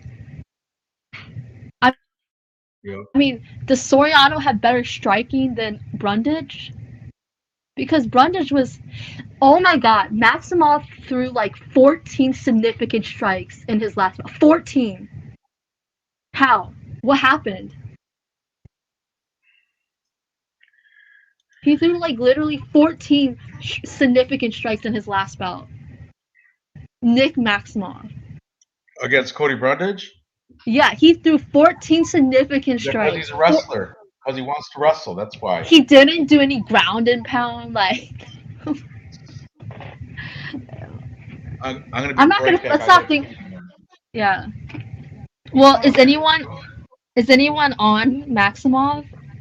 I need some. Maybe I can get convinced.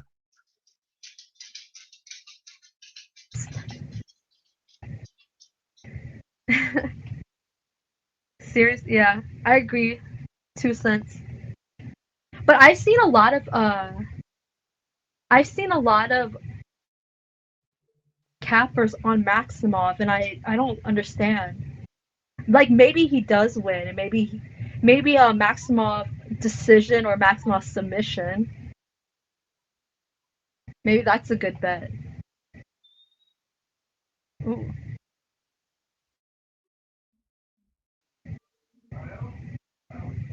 What do you see in the tape study? Because I remember his last fight. I'm not gonna rewatch it. It was so boring, and I'm not. He's fought bums. Like, what am I supposed to watch? All right. Nobody's taking Nick Maximov, right? There's Bout Better and. Oh, Bout Better is, yeah. He's the only one, I think. I think Dirty Red. Yeah, so I did say, I was like, maybe Maximov is just going to go for the wrestling over and over. But let me look at the stats. Like, from what I saw, his wrestling wasn't great. He was having trouble keeping position on a short notice fighter in Cody Brundage. Okay? So he was having trouble, like, and he was just shooting from across the octagon. You're telling me like Puna can't throw an uppercut in there? I don't know, like, and then all he did in the striking, he was just like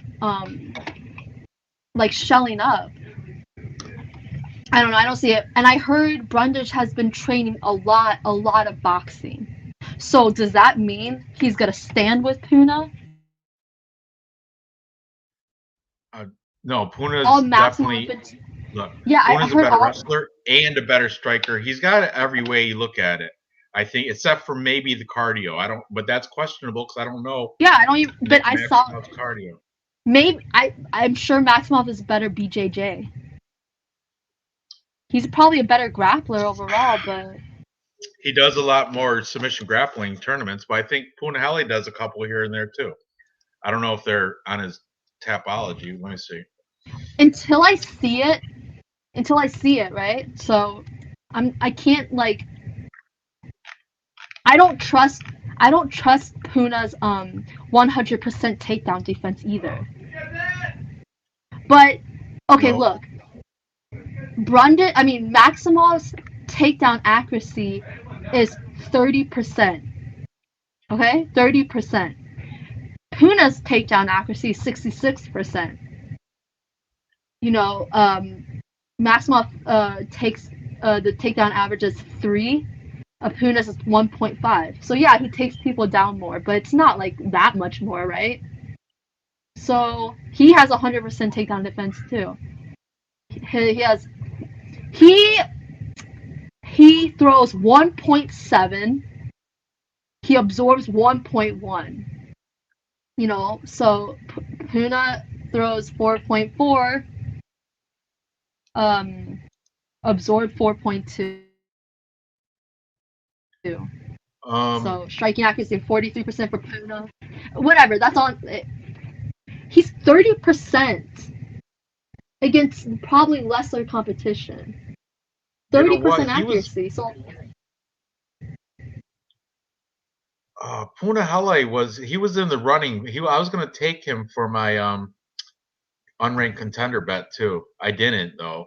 I took Greg Rodriguez and Anthony Hernandez, but he was a lot like he was available too. I'm surprised nobody else took him. Punahele is decent. They're just like a lot of people are recency biased because he lost to Brendan Allen. Hey, but no, Dirty Red. No. I don't have him losing. I have Alvey inside distance, decision, no action. Allen is dumb. He has skills. Allen's dumb though. And I think Puna's green. I think both of these guys are pretty green. I think, if Puna is not that dumb, but he has a little bit more UFC experience than Maximov. Illinois Bigfoot picked him too. Picked who? Maximov. That's interesting. There's who else picked him? Dev the Dude and Cell. Those two also picked. But Maximov. What is the reason? Because he's undefeated, and he's undefeated, and he comes out of Stockton, the Nick Diaz. But no one's talking about how shit he looked in his last fight though, and no one's giving me reason. Because he won. He won. And no one's talking about Maximov's cardio. No one's talking about how shit. No one's talking about how shit Maximov's cardio is. So let's look at his Tapology. Look, there's Nate Diaz right in his Tapology picture, my boy. But no one's not surprised, motherfuckers.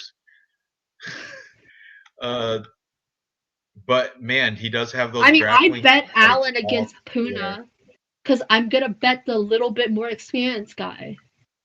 And you know what? I'm looking, and he does not have any decisions. One, he's got Oscar Cota. That was that fat guy from Contender Series. That was the 260-pound guy. So of course he's gonna have better cardio than him. And Cody Brundage, and Oscar Cota. But everything before that, round 2. Grappling, rear naked choke round 1, punches round 1, Kumara round 2. But okay, all these, you know what I'm saying? His cardio, like I said, his cardio suspect because he's only went to decision against the fat guy and then Cody Brundage. Cody Brundage is, from what you're saying, he can win. Not even that good. I can see a scenario Maximov wins, but I don't have evidence for it, so I can't just be I can't, you know what I mean? Because I feel like if I pick him, it's just gonna be on imagination and what if. So, and no one's really I'm all over Puna. We can move on if you want. There's people confident on Maximov, and I just don't understand.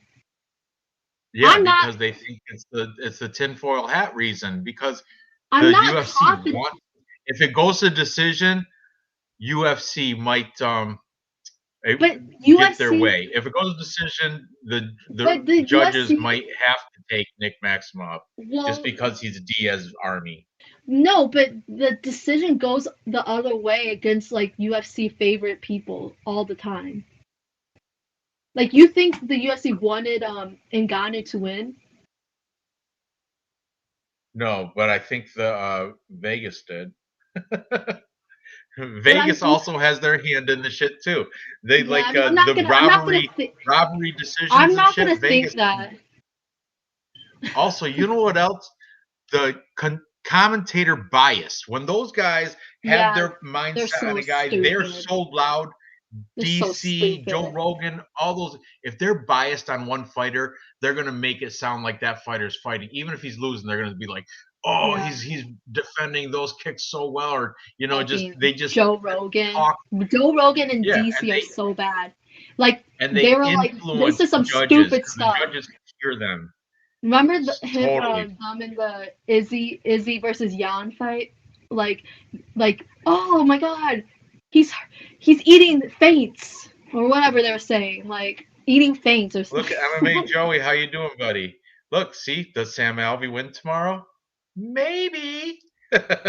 We talked about it already, and he might. How dumb is Allen going to be? Tell him why. The hot take. Because the Curtis, he's good friends with Sean Strickland and Chris Curtis, who've already beat Brendan Allen. That's the hot take. That's like the variable that's going to be the crossing line. He already knows. He's got the recipe. They gave him the recipe of how to beat the guy. I don't know if he can cook it, but he's got the recipe though. He knows how to do it. Soriano will still chuck leather even if he's tired. Yeah, that's correct. That's what I thought. People act like, who's a really bad cardio person where they just like literally quit. Like Puna didn't quit. Like he was still there, like trying. He was still throwing. Like there's like people who gas out and quit. Like I can't think of for something. I mean, like I said, Maximov, like there is a scenario he takes him down, obviously, but I like how dumb would I look if I sit up here and I'm so confident on Nick Maximov after his garbage performance against random Cody Brundage. Like, you know what I mean? I would look kind of. I feel like that's dumb. Like, I'd be like, I'm just picking Maximov. I'm gonna bet Maximov because I'm fading Puna. I mean, maybe that that makes more sense. Some people do that too. Yeah, but I can't sit up here. I got Punahele, and I'm confident with him. I'm confident Punahele's going to beat this Nick Maximov guy. I'm not that high on Puna, and I'm not like 100% confident. I was more confident in Cater than in Puna, but from the evidence of what I see, I have to pick Puna. We're moving on. We're going to go to the main event now. We've been on for 2.5 hours now, so let's go. We've got the main event between Jack the Joker Hermanson and Sean Tarzan Strickland. He's got to change his name. Tarzan. Oh my God, my dog. Sorry. Get it. So Jack Hermanson, the Joker, he's coming off a win against Edmund Shamazian. Oh my God! Hold on, I'm gonna mute it. How do I? No, it's fine. Dog barks. It's all right. So annoying. Before that, he lost to Marvin Vettori. Before that, he beat your boy Calvin Gastelum. Heel hook, round 1. I think it happened in like 30 seconds or something. I know it was super fast. And then wait, what? Sorry. I'm talking about Jack Hermanson when he heel hooked Calvin Gastelum. One of your sweeties. He's so. He's such a cute. He's a fat welterweight. But anyway, Jack Hermanson before that lost to Jared Cannonier. So he's been on a win-loss type of pattern here. He's 3-2 in his last 5. Fighting out of Oslo, Norway, but he's a Swedish descent. Fighting out of the Frontline Academy. 3 years older than Sean Strickland. Plus 175 underdog is what I've written. It might be changed. Now he is at plus 180. Moved a tiny bit. Plus 180 against the crazy guy, Sean Strickland, Mr. Media lately. And I'm a fan. I'm a big fan. Psychotic. I'm crazy. I'm a big fan. I like him fun. Too.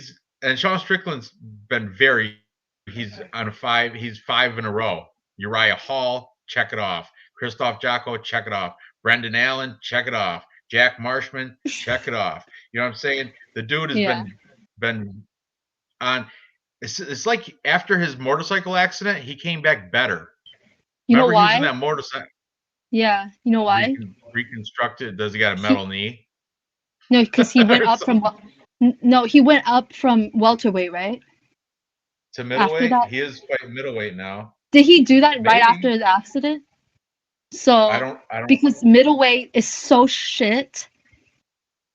The skill level of welterweight is way better, so it's like you can kind of hang there. I'm not saying you're gonna be champ, but like, how is Derek Brunson maybe gonna get a title shot? That's how shit the middleweight is. I'm sorry, but he just.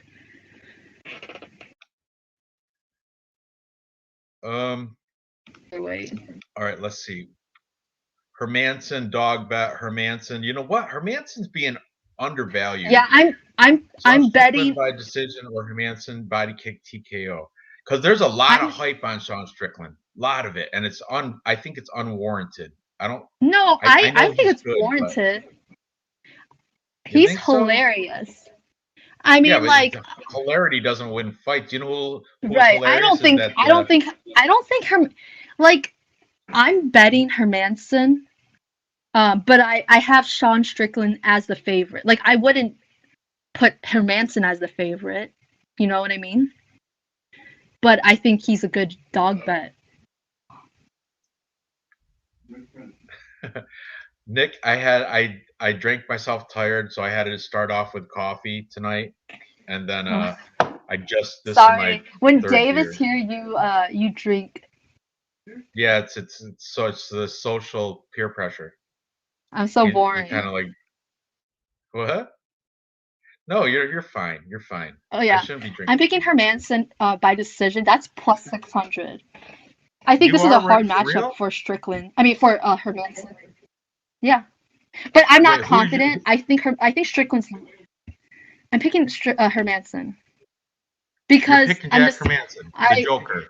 Yeah, after you just been outing Strickland as being awesome. Yeah, I want Strickland to win. If he wins, he gets a title shot. What's his rank right now? What is Strickland's rank right now, guys? Izzy.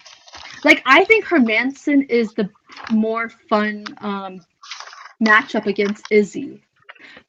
But I do think this is probably a hard matchup for Hermanson, but he's not that bad. I'm not the biggest Joker fan, but according to this is a little old, but Jack Hermanson was 6, Sean Strickland was 7 in the middleweight rankings. Yeah, I think that's the same.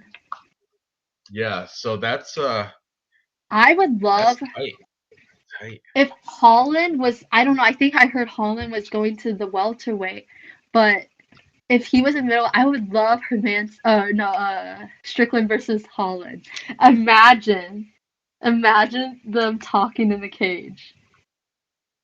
Strickland versus Holland. Oh, they'd have a big shouting match. Oh my god, that would be so much fun. even like her even Strickland against Darren Till. I bet he'll beat Darren Till. Yeah, that like Darren imagine like imagine like the talk, like the pre-talk, like that'd be funny too. You know, like I like I would bet Strickland if he was like not as big a favorite. I think he, you know, I don't think Hermanson does well with pressure, but Hermanson's not bad, right? What do you think? I think the winner of this is going to have to go against like maybe Apollo Costa or Costa said. Maybe? Well, Costa said he only wants to fight Vettori again. Oh, really? He's not down. Yeah, he only has one fight left, and he only wants to fight Vettori. Oh, there's somebody that's and Brunson is fighting Cannonier. Jared Cannonier? Yeah, that's going to be a good fight. That's going to be the next title fight. What is so that? Maybe whoever is that a pay-per-view or a fight night? Do you know? Is it on the next one? I'm not sure. Maybe it's on the Israel card. 271. That'd be good. I think it's on the next one, but yeah, I'm not gonna bet Strickland at this chalk because, like, I love Strickland, but he kind of looks like he fights like shit, doesn't he? I just want. He looks like he fights like shit, but it's effective. You know what I'm saying? My only bet tonight in LFA is about to fight in like 10 minutes. It's Askar. He's a minus 180. I took him on a free money, like bet online. If you get somebody to sign up, you get free play, like $50 free play money. So I did a free play money on Askar to beat. I can't even say this guy's name. Rise Kulbek Ibrahimov in LFA. Just saying. So if you guys want some action, take the minus 180 favorite there. Askar. Is he Russian? Is it because his name's been in the UFC? He's UFC, ex-UFC, I think. I think he's really? Russian. He's kind of like Askarov. He's the other Russian, it's a Russian thing, right? Wait, he's been in the UFC? But, are you sure? Askar? No, I'm not sure. But I think I want to say he has. Let me see. I'll look him up. Just because he has a similar name to one of them, I think that's we'll find out. I'm gonna look at Askar AK-47. I want to say he's got LFA. Okay, I'm wrong. No, I'm wrong. Definitely wrong. He has not. Yeah, okay, that's so. My bad. That's okay. My bad. I agree, Whatever. Lawrence. I don't care. These middleweights are old. So old. Hold on. I'll be right back, okay? Keep it. I'll be right back. The middleweights are old, but man, there's so many good ones though. They're bobbled up there in the top 15. We've got Andre Muniz. He's a beast. That dude's a beast. He's not old either. I think he's gonna march up the ranks. Uriah Hall, old. Kevin Gastelum, old. Nasruddin Imavov, he's not that old. He encourages opponents and gives them a chance to recover. You betcha. You bet he does. Today in the face-offs to Jack Hermansson, he said, you want me to jump in guard? That's what he said today at the face-offs. I love him. Sean Strickland's so good. My pick is going to be Sean Strickland because of his volume. He's got way more volume. His striking output is, I think, I want to say like 5 to 3, 5 point something strikes landed per minute to 3. So I could be wrong, but I think I saw something like his striking output is way better than Jack Hermansson. But Jack Hermansson does have better ground wrestling, so it could go either way. All right, back. Are you gonna bet Strickland? I'm putting him in a parlay. I already did. He's gonna win. I think through volume. But Hermansson, you're right. Hermansson does have a legit path to victory. He's not bad, right? He can maybe. Strickland's takedown defense. He looked way better. Hermansson. Yeah, but that's Strickland's. That's his style, just like laid back. No, like Strickland literally, like when I see him fight, he doesn't look good, but he's really effective. But he just looks like he is made out of wood, and he's so stiff. He's so flat-footed. He throws arm punches, and it's just like, but it's like really effective, He has a good jab, and like Hermansson did decent against Vettori, and like I think Strickland can kind of implement like that type of like pressure type of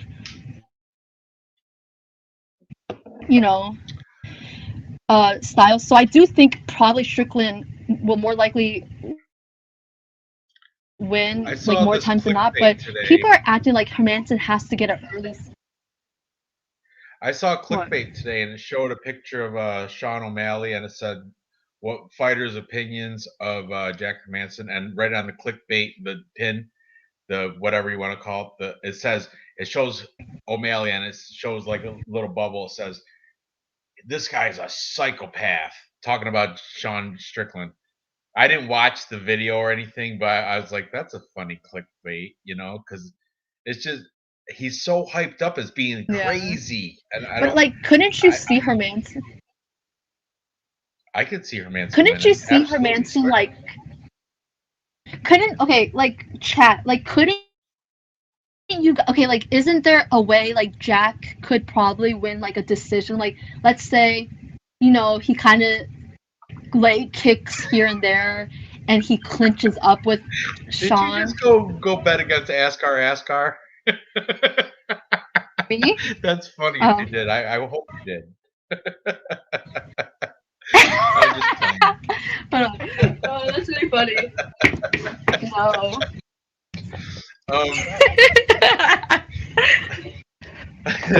Anyway, so you're taking for real, or you're taking Jack Hermansson as your Tapology pick? Yeah.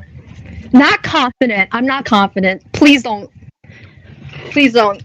follow me. But I think heard the main Hermansson does have Greco-Roman wrestling. You know what that is though? It's all upper body throws. It's not shooting legs. Shooting legs is freestyle. Hermansson's kind of shit. What's that? Hermansson is like, I'm not shit, my bad. His wrestling doesn't look that great. But he did decent against Chimaev. He did okay. Like, he looked like he had no down by let me see his past. He's only been taken down by that's it though. Nobody else is. He's like, his takedown defense is phenomenal. Alex Garcia took him down, but he hasn't faced someone like strong. He hasn't faced anyone who's like, Core McGee was like 0 for 11, but like, he hasn't faced someone like trying to. Car accident. What? Oh, was it right here after Nordine Talib? Like 2018? Is that because he had like a 2-year layoff? That must have been the car accident. Accident, right? Yeah. Did he always? I forget. I didn't go back and watch his his welterweight fight. Did he always fight so stiff?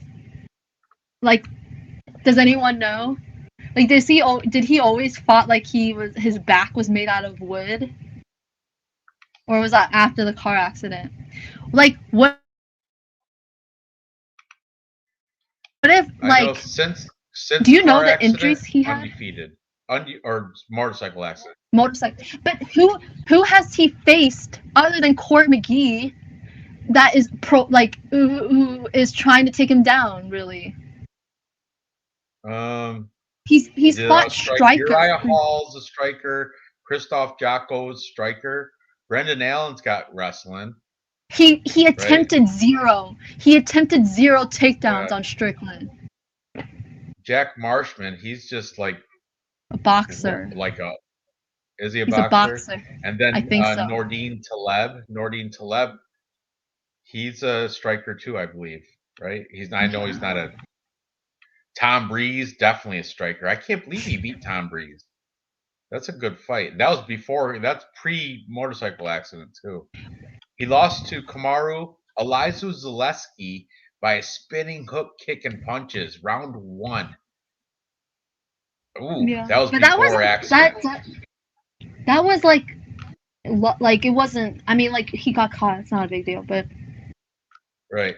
And he lost to Santiago Ponzinibbio. That was when Santiago was good though. Not now, but that was like a prime Santiago. No, he fought really good guys at welterweight. Like, really good guys, Right. And Usman. I think you're right. Let's look it up. Nordine Taleb was the last fight before motorcycle accident, and that was 170 welterweight for sure. Then after motorcycle accident, he went on he's been undefeated, and it was Jack Marshman, and Jack Marshman is a Wait, hold on. 187. Yes, middleweight. So you're right. You're absolutely right. After his accident, he went to middleweight, and he's now undefeated at middleweight. Good call. There you go. Yeah, Nick Alexander, that's what I heard too. I heard he's like this secretly amazing black belt. Like his ground game is his best. But I don't know. I'm not going to believe it until I see it. They say that Strickland and Khamzat go back and forth in grappling. And Hermansson, listen, I'm not that big of a fan of Hermansson. I don't think his wrestling's great. He has like a 36% takedown defense. But like people acting like I don't think he has to get Sean to the ground. He just maybe has to threaten. He can punch off the break. You know, he's like, he has good cardio. He can just like Sean's leg is there to be kicked, and Hermansson kicks the leg, and you know, he punches, he'll swing wild, he'll do like, he can clinch. He could like, I could see, couldn't you see Hermansson like clinching Strickland against the fence? Not necessarily taking down, but you know, like just clinching a lot. And you're saying like a lot of people think like Hermansson has no chance to win at least 3 rounds by clinching. Maybe. I think Hermansson has a chance to win one or two rounds. Maybe even the decision. I think I got Sean Strickland winning, but I think that's because Sean Strickland's volume is gonna come on top. Right, but like I think Strickland probably wins, but you know, I'm gonna take the underdog. I think underdogs have been correct me if I'm wrong, like 7 events straight underdogs won the main event, something like that. They've been like, I don't want to go, you know, I'm gonna keep the trend going. You might be onto something. I'm not betting Strickland at a over 2-1 favorite. Over 2-1 favorite. He's just gonna, like, you know, like against Uriah Hall. Or Uriah Hall had moments, you know, like it was like a super dominant performance, but like I saw Uriah Hall start like standing his ground a little bit, you know, pushing Strickland back and winning those exchanges when he was pushing Strickland back. And Uriah Hall is kind of like, no offense, fights like a pussy. So if he can stand his ground, you know, Hermansson sometimes fights like a pussy too, but you know, a little less pussy than Uriah Hall. So it's like maybe he can just bite down and like stand in the trade, and Strickland will move backwards, and it'll, you know, like at the odds, I'm willing to bet it, and you know, maybe the trend keeps going. You know, maybe Sean gets crazy. Maybe Sean gets crazy and takes Jack down, because you know Sean hits takedowns and then Jack reverses it. I could see that, right? Maybe Jack can't take Sean down, but you know Sean took Uriah Hall down. Jack Hermansson's got that European wrestling, which is I don't trust that. I don't either. I like American wrestling. But you know, I just noticed you can. He is really good. What? Go ahead. Oh, I was like, but extreme couture. I'm sorry, we both said go ahead, and then we both started talking again. Really look at extreme couture. Sean Strickland fights out of extreme couture. I know it says Team Quest with Sam Alvey, but he also trains out of extreme couture. I learned that from the Fight Night Pick Brothers. Punahele Soriano, extreme couture. Danny. Yeah, he goes around. And Julian Erosa, extreme couture. I think I'm gonna do an extreme couture 3-leg parlay. I just noticed that they're all. I was like, man, the extreme couture is coming mob deep. They're coming in heavy with a nice crew, and all 3 of them are favorites, and all 3 of them should win. I think that's a solid parlay there. But go ahead. What were you gonna say before I interrupted you? Yeah, I don't remember, but someone said I didn't like. Yeah, Jack didn't look great against Edmond, but people forget Hermansson was coming off a pretty bad COVID against Edmond. That's right. And you know, Edmond Shahbazyan is like the male Ronda Rousey. Like he was like a prodigy. Ronda Rousey bred him up. Like, yeah, no, Hermanson should have gotten Edmund out of there. Like, I was pretty big on Hermanson there. Yeah, he didn't look great, but he looked okay against Vettori, and I personally think Vettori is better than Strickland. You know what I'm saying? And if he can win a round there, why can't he win like 2 more here? Maybe if he's on it. No, you know what I'm saying? With you. I agree. Yeah, I agree. And, maybe I didn't. Yeah, I did not think Hermanson looked great in the Edmund fight. He should have finished him, but I'm just gonna benefit of the doubt. He was coming off a really bad like COVID thing, and so yeah, I'm just gonna give him the benefit of the doubt. But he did not look great in the Edmund fight. He was getting pieced up on the feet. It wasn't good. Yeah, and he should have gotten out of there. Everyone has been getting him out of there.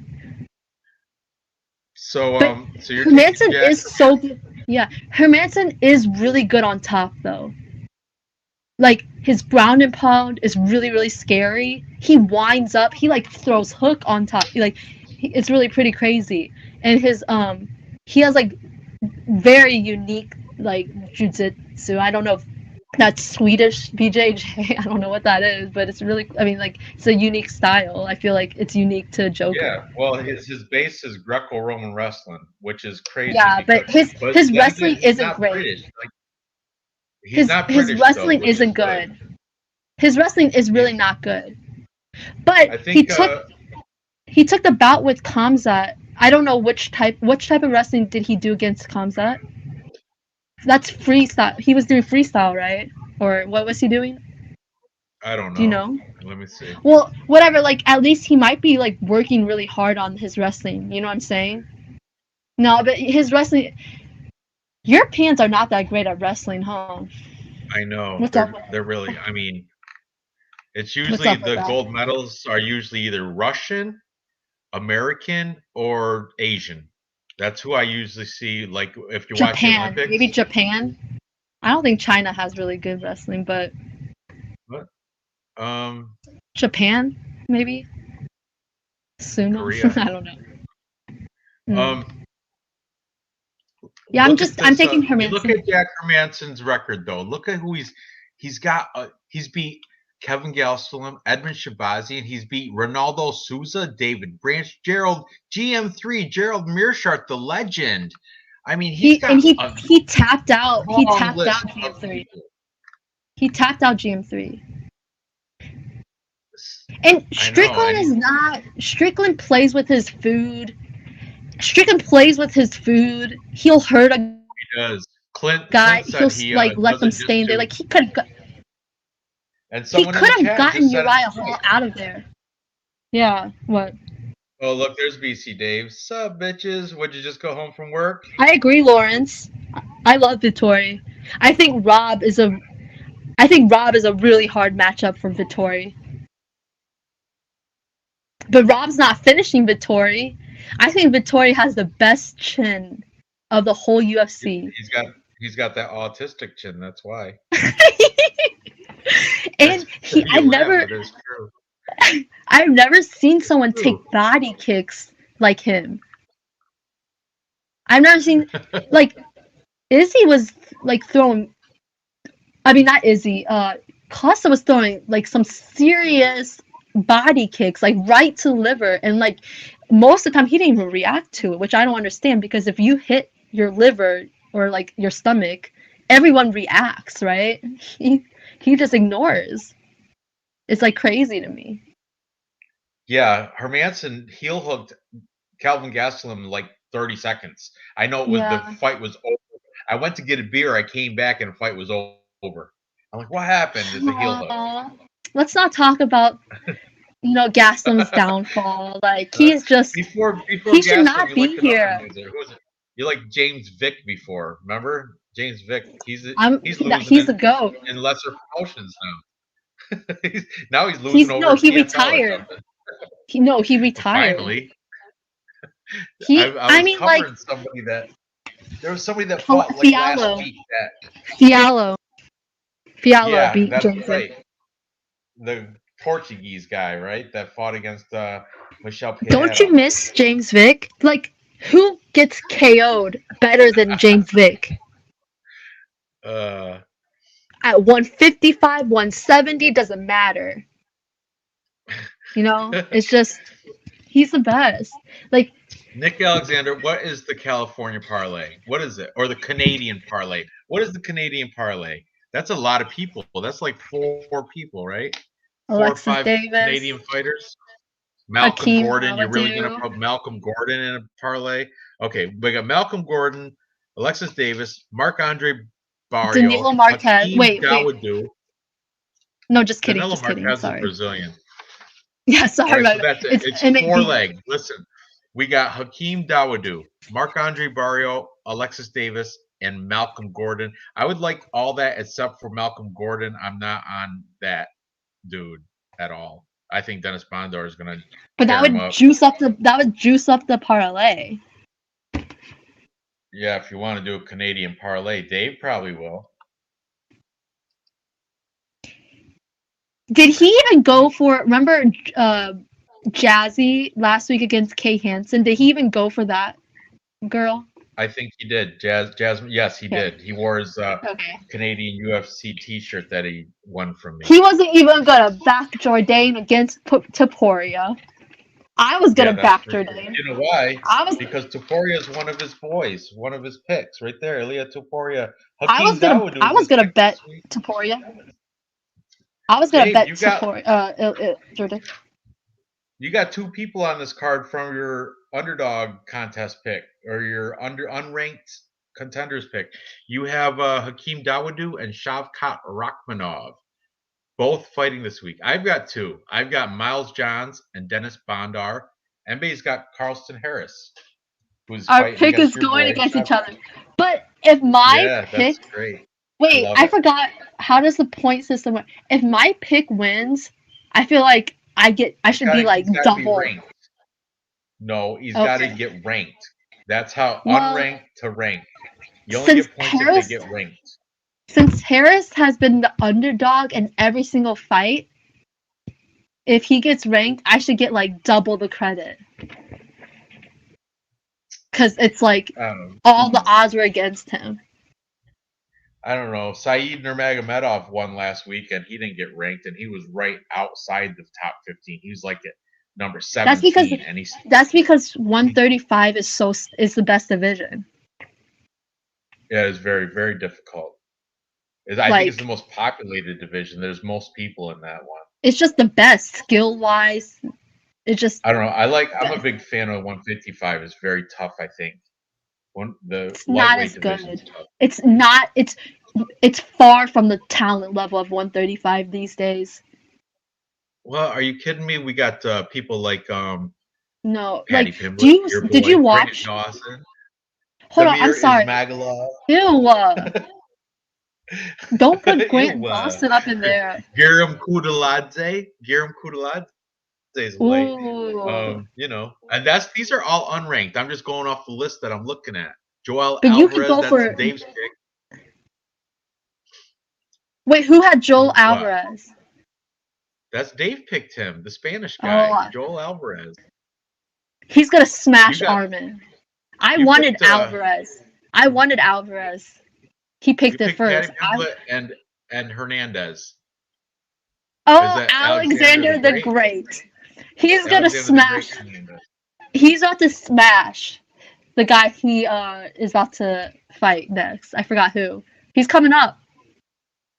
He's the underdog. He's the underdog too. I picked Claudio Puelles and Grant Dawson. Ew, Puelles. Which I know you guys are like, take Grant Dawson, take him. I sure will. He's gonna definitely break that top. And Puelles? Not Puelles, Grant Dawson. Puelles was my second pick because I like him. He sucks. He's coming off. What do you mean? He's coming off 2 nice wins. He sucks. I'm just joking. Tyson Nam. Flyweight. That's because I didn't know. My first pick will be Tyson Nam. That's why I'm like, okay. I didn't know who else. Doing here? And you picked Aori Quilang. as your second pick for flyweight. Yeah, he's about to beat whoever he fights next. He's gonna beat him. And I was thinking in the UFC mind, they're trying to promote like Chinese. You know what I'm saying? So they're gonna give him all the chances. They're gonna give him all the chances. I don't know. I picked really fast. I don't know. Is he like 37, Tyson Nam? Is he like? He's like the. You know what? There's this other. There's a.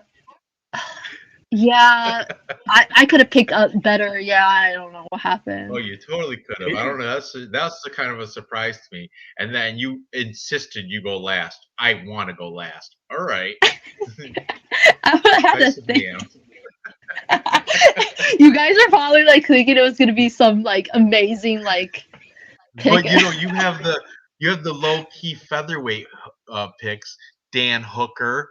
Well, he's unranked as a featherweight. You are correct. You got him. And then but I think he might lose. Groovy. Now that I think Groovy Lando Venata.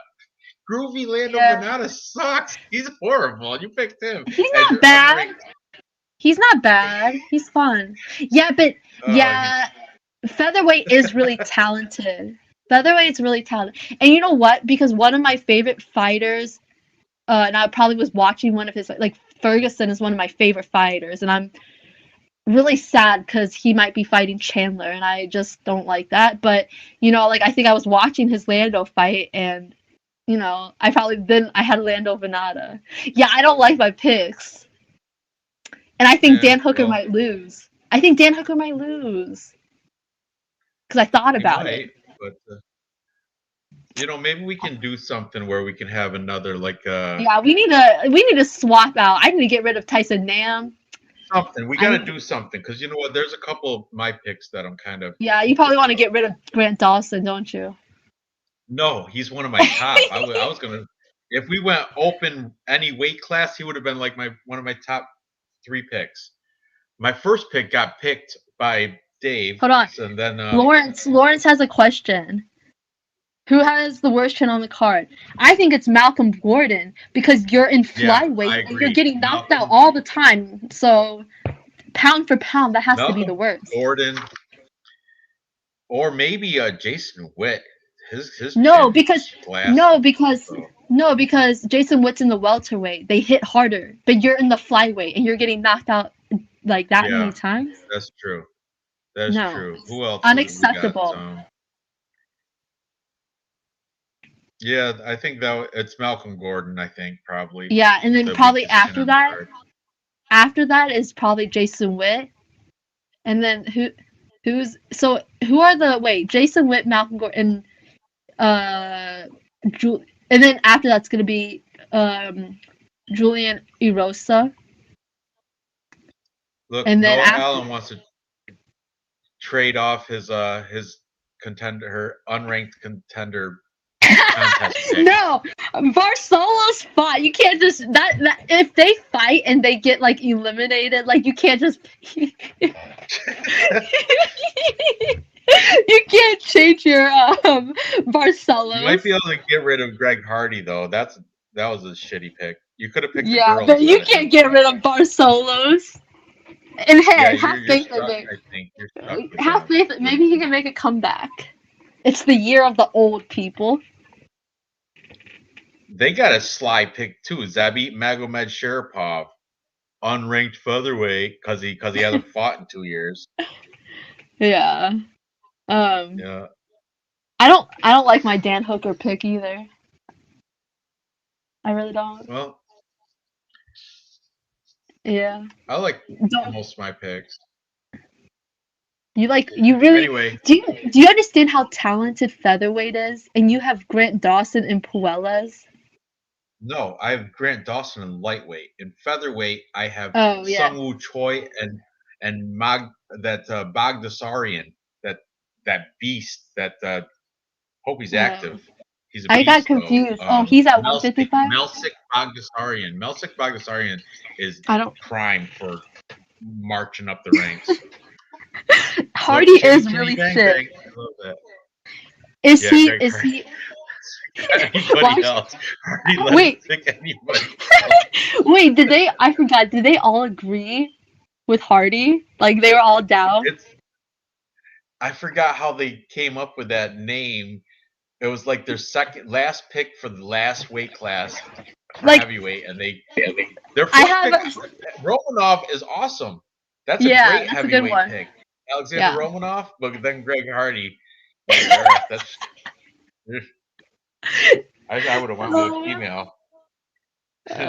And they were almost going to go. They were going to go with Tisha Torres or something, right? Oh, we'll go with Greg Hardy. Torres is ranked. Okay. Wait, did I have Blanchfield? Oh, is she?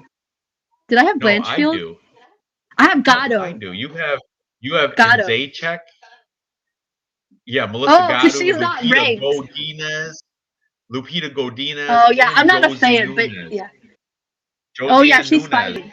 She's about to fight too. You know she's about to get ranked hella easy in the bantamweight division, and like the female division is so much. Askar just got KO'd. My boy, my free bet. My free bet just got KO'd. Awesome.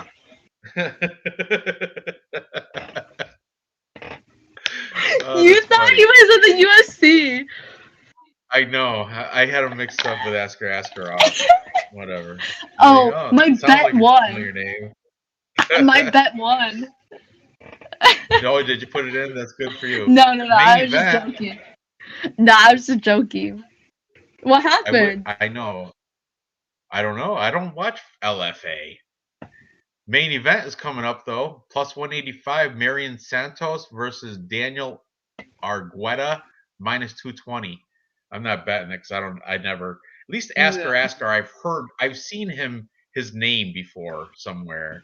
So whatever. Wow. Well, okay. What is your?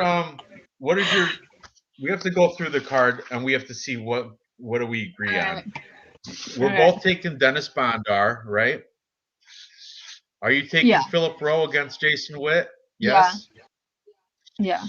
You're taking Yaltan Almeida. Yeah. I'm gonna go with the Danilo Marquez, maybe. I think so. That's not confident. Good. No, that's a good. This shouldn't be that one. Yeah. You're taking Alexis Davis. I'm taking Stolia Stinko. Yeah. We both are taking Marc-Andre Barriault against Chinny Bang Bang. Yeah. We're both taking Mike Trezano against Hakeem Dawodu. Yes. Yeah, I picked Trezano. Jersey. Not confident. Not confident. No, I like it though. Okay. Miles Johns. Are you taking John Castaneda? I think. I left the bank. I left a. Remember, I was like, I don't like this. Oh well, you're gonna have to think a pick for tap out anyway. Both taking Juicy Julian and Rosa. No. Right? Or are you taking? No. I'm Peterson. You're taking Steven Peterson. Not confident. Overweight. Yeah, I like that. 3 pounds overweight. I love that. Looks like he's gonna get a submission. Brian Battle. We're both taking him. Unconfident though, because it's a contender. Or listen, we both picked Allen, but I don't want this in the parlay because I don't know how dumb he is. Definitely not either. Because I think Smiling Sam Alvey might have a shot because of his friendships with Strickland and Curtis. But Allen should be safe. Oh, he should be safe. Wow. I know he should be, but it's not even worth it. He's minus 400 or something. It'll bring down the value of the parlay. You're taking Carlston Harris. Yep. I'm taking Shavkat. I gotta back my pick. I know. Gotta back it up. Punahele. Yeah. Both taking Punahele, and you're taking. I'm taking Hermanson. Yeah. Not loving it. So. Not confident at all. This is my least. 2, 3, 4, 5. This is my least. 6. Yeah. This is my least confident I've been in a main event pick in a long time. Like, I'm picking it more based on value, and I see ways. You know what I'm saying? So I hope no one thinks I'm like confident about it. So. Oh look, he was kidding about Askar. I thought he was serious. I didn't watch it, but Noah Allen's watching it.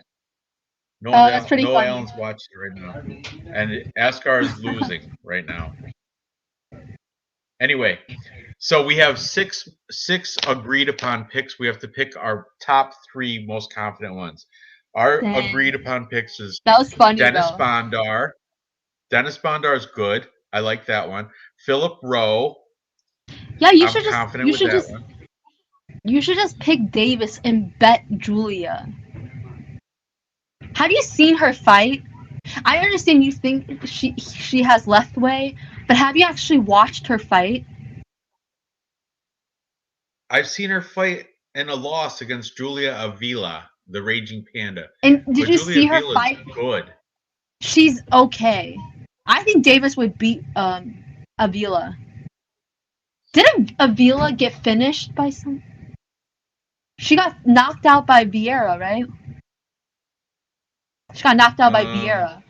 And Misha Tate, I think so. And Misha Tate could handle. Her old ass can handle it for 5 rounds. Don't understand why she got knocked out. But anyway, you're not gonna convince me to jump on the other side. I'm not taking Alexis Davis. I liked how Julia looked on the face-off weigh-ins too, and I like that she can pull that arm bar out of her ass at any minute. That's her go-to quick move. She got choked out last time. I know, but she does have that. She got against Yana Kunitskaya. She kept trying for it. I don't know. She is a one-trick pony though. It's kind of like Montserrat Ruiz and her head and arm. So I don't know. But let's make a bet with the. How about we do? We should put Mike Trezano in it because he's the underdog. Yeah. Yeah. So it's gonna be a close fight. So. It is. You know. Yeah. I like. How about the? Why? I don't know. Of the 6, who do you like? It's like Mike Trezano. Who I'm more like who I'm like more confident. You said you're not confident with Brian Battle. How about Marc-Andre Barrio? You confident with him? I mean, it doesn't. Are you confident? Because remember, I was like, I don't know, and then the chat convinced me. Who are you guys? Who is the chat confident? Because they like Marc-Andre Barrio too. Remember, everyone's chinny bang bang. So I'm pretty confident in Philip Rowe. I don't know why. I like Philip Rowe because he's got a 10-inch reach advantage. All right. Yeah, Trezano, like Barrio, and Rowe. Let's see what that pays out. That'll be our 3-leg. Okay. I'm not confident in Rowe though. How about I mean, sorry, not Rowe. I'm not confident in Trezano, but it's gonna be a close fight, and it's like he's the underdog though. He's gonna make the value nice. I mean, if you picked Alexis Davis, I would have been confident on that. Like really, like. She's minus 250. Forget that. Yeah. Okay, so this will pay out. Let's see. On Bet Online, it will pay out.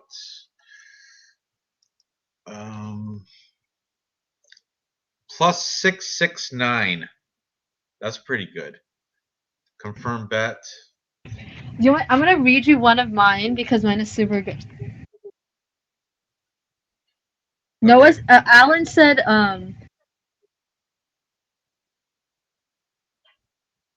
Askar and Maximov is going to a split in his opinion. So maybe you'll get lucky. Maybe. I gotta pee again. Be right back. BC Dave, you know if Sam wins, he's not gonna retire, and they will sign him again. Alan, who do you think won?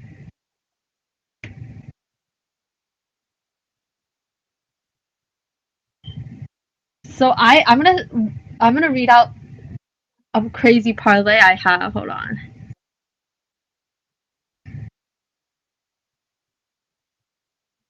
Like a long shot parlay.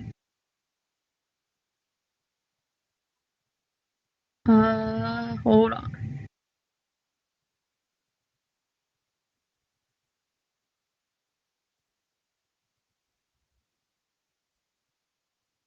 So I have like I made this earlier. I have an 11 leg parlay that I put and but some of the picks I changed my mind. I put Bondar, Rowe, Marquez, Davis, Dawoodu, Johns, Peterson, Battle, Harris, Soriano, Hermanson.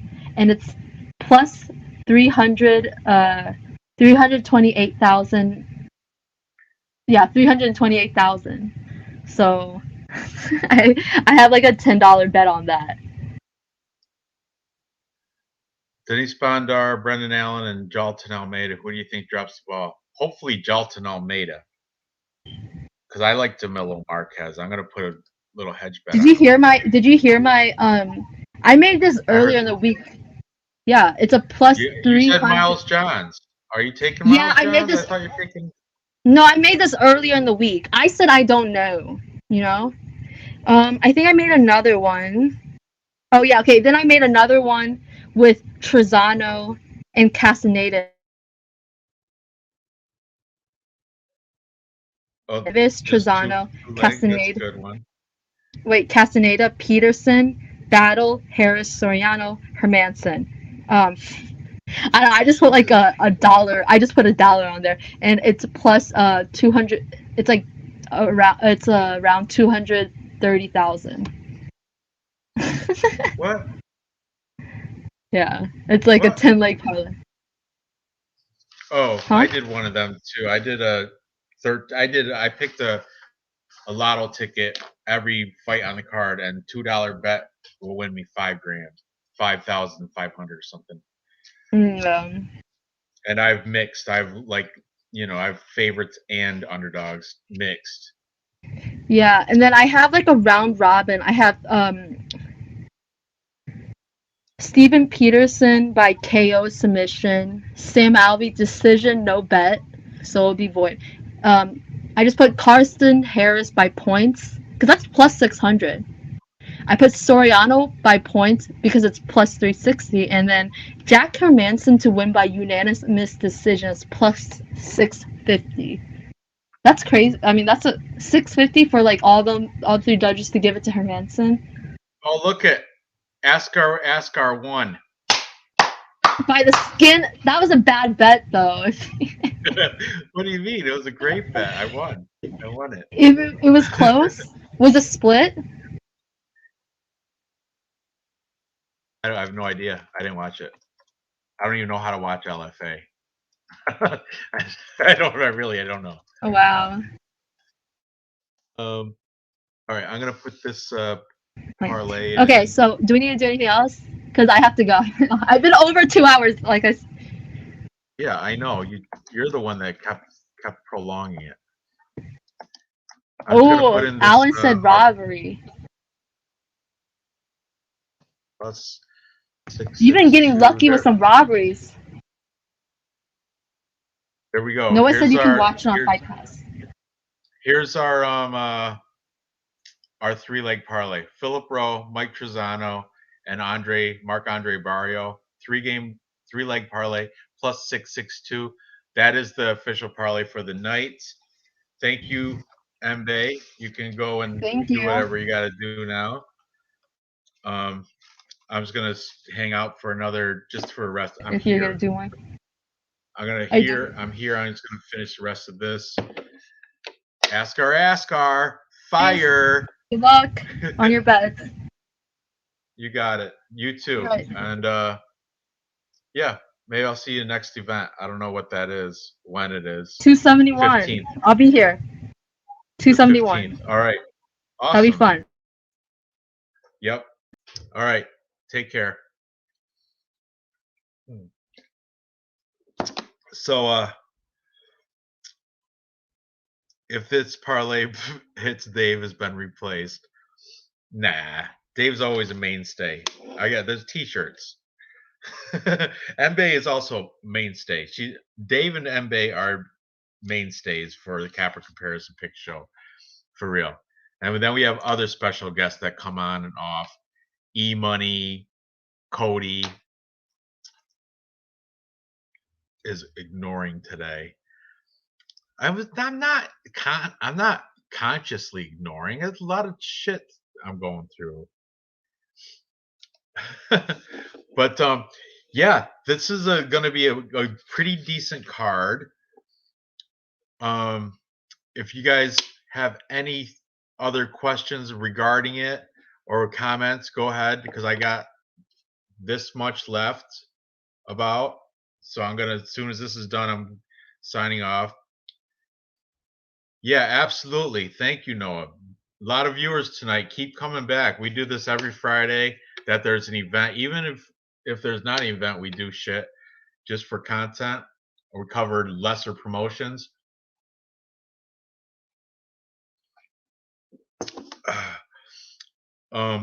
Dave's usually part of the show too, but he had to work late tonight. He ended up coming in. I'm gonna leave this up there for you guys. It's a nice little. I'm pretty confident with all three of those picks. Mike Trezano is my least confident one, but I think he might be able to get it done over Hakeem Dawodu. A lot of people are against me though on that. All right, guys.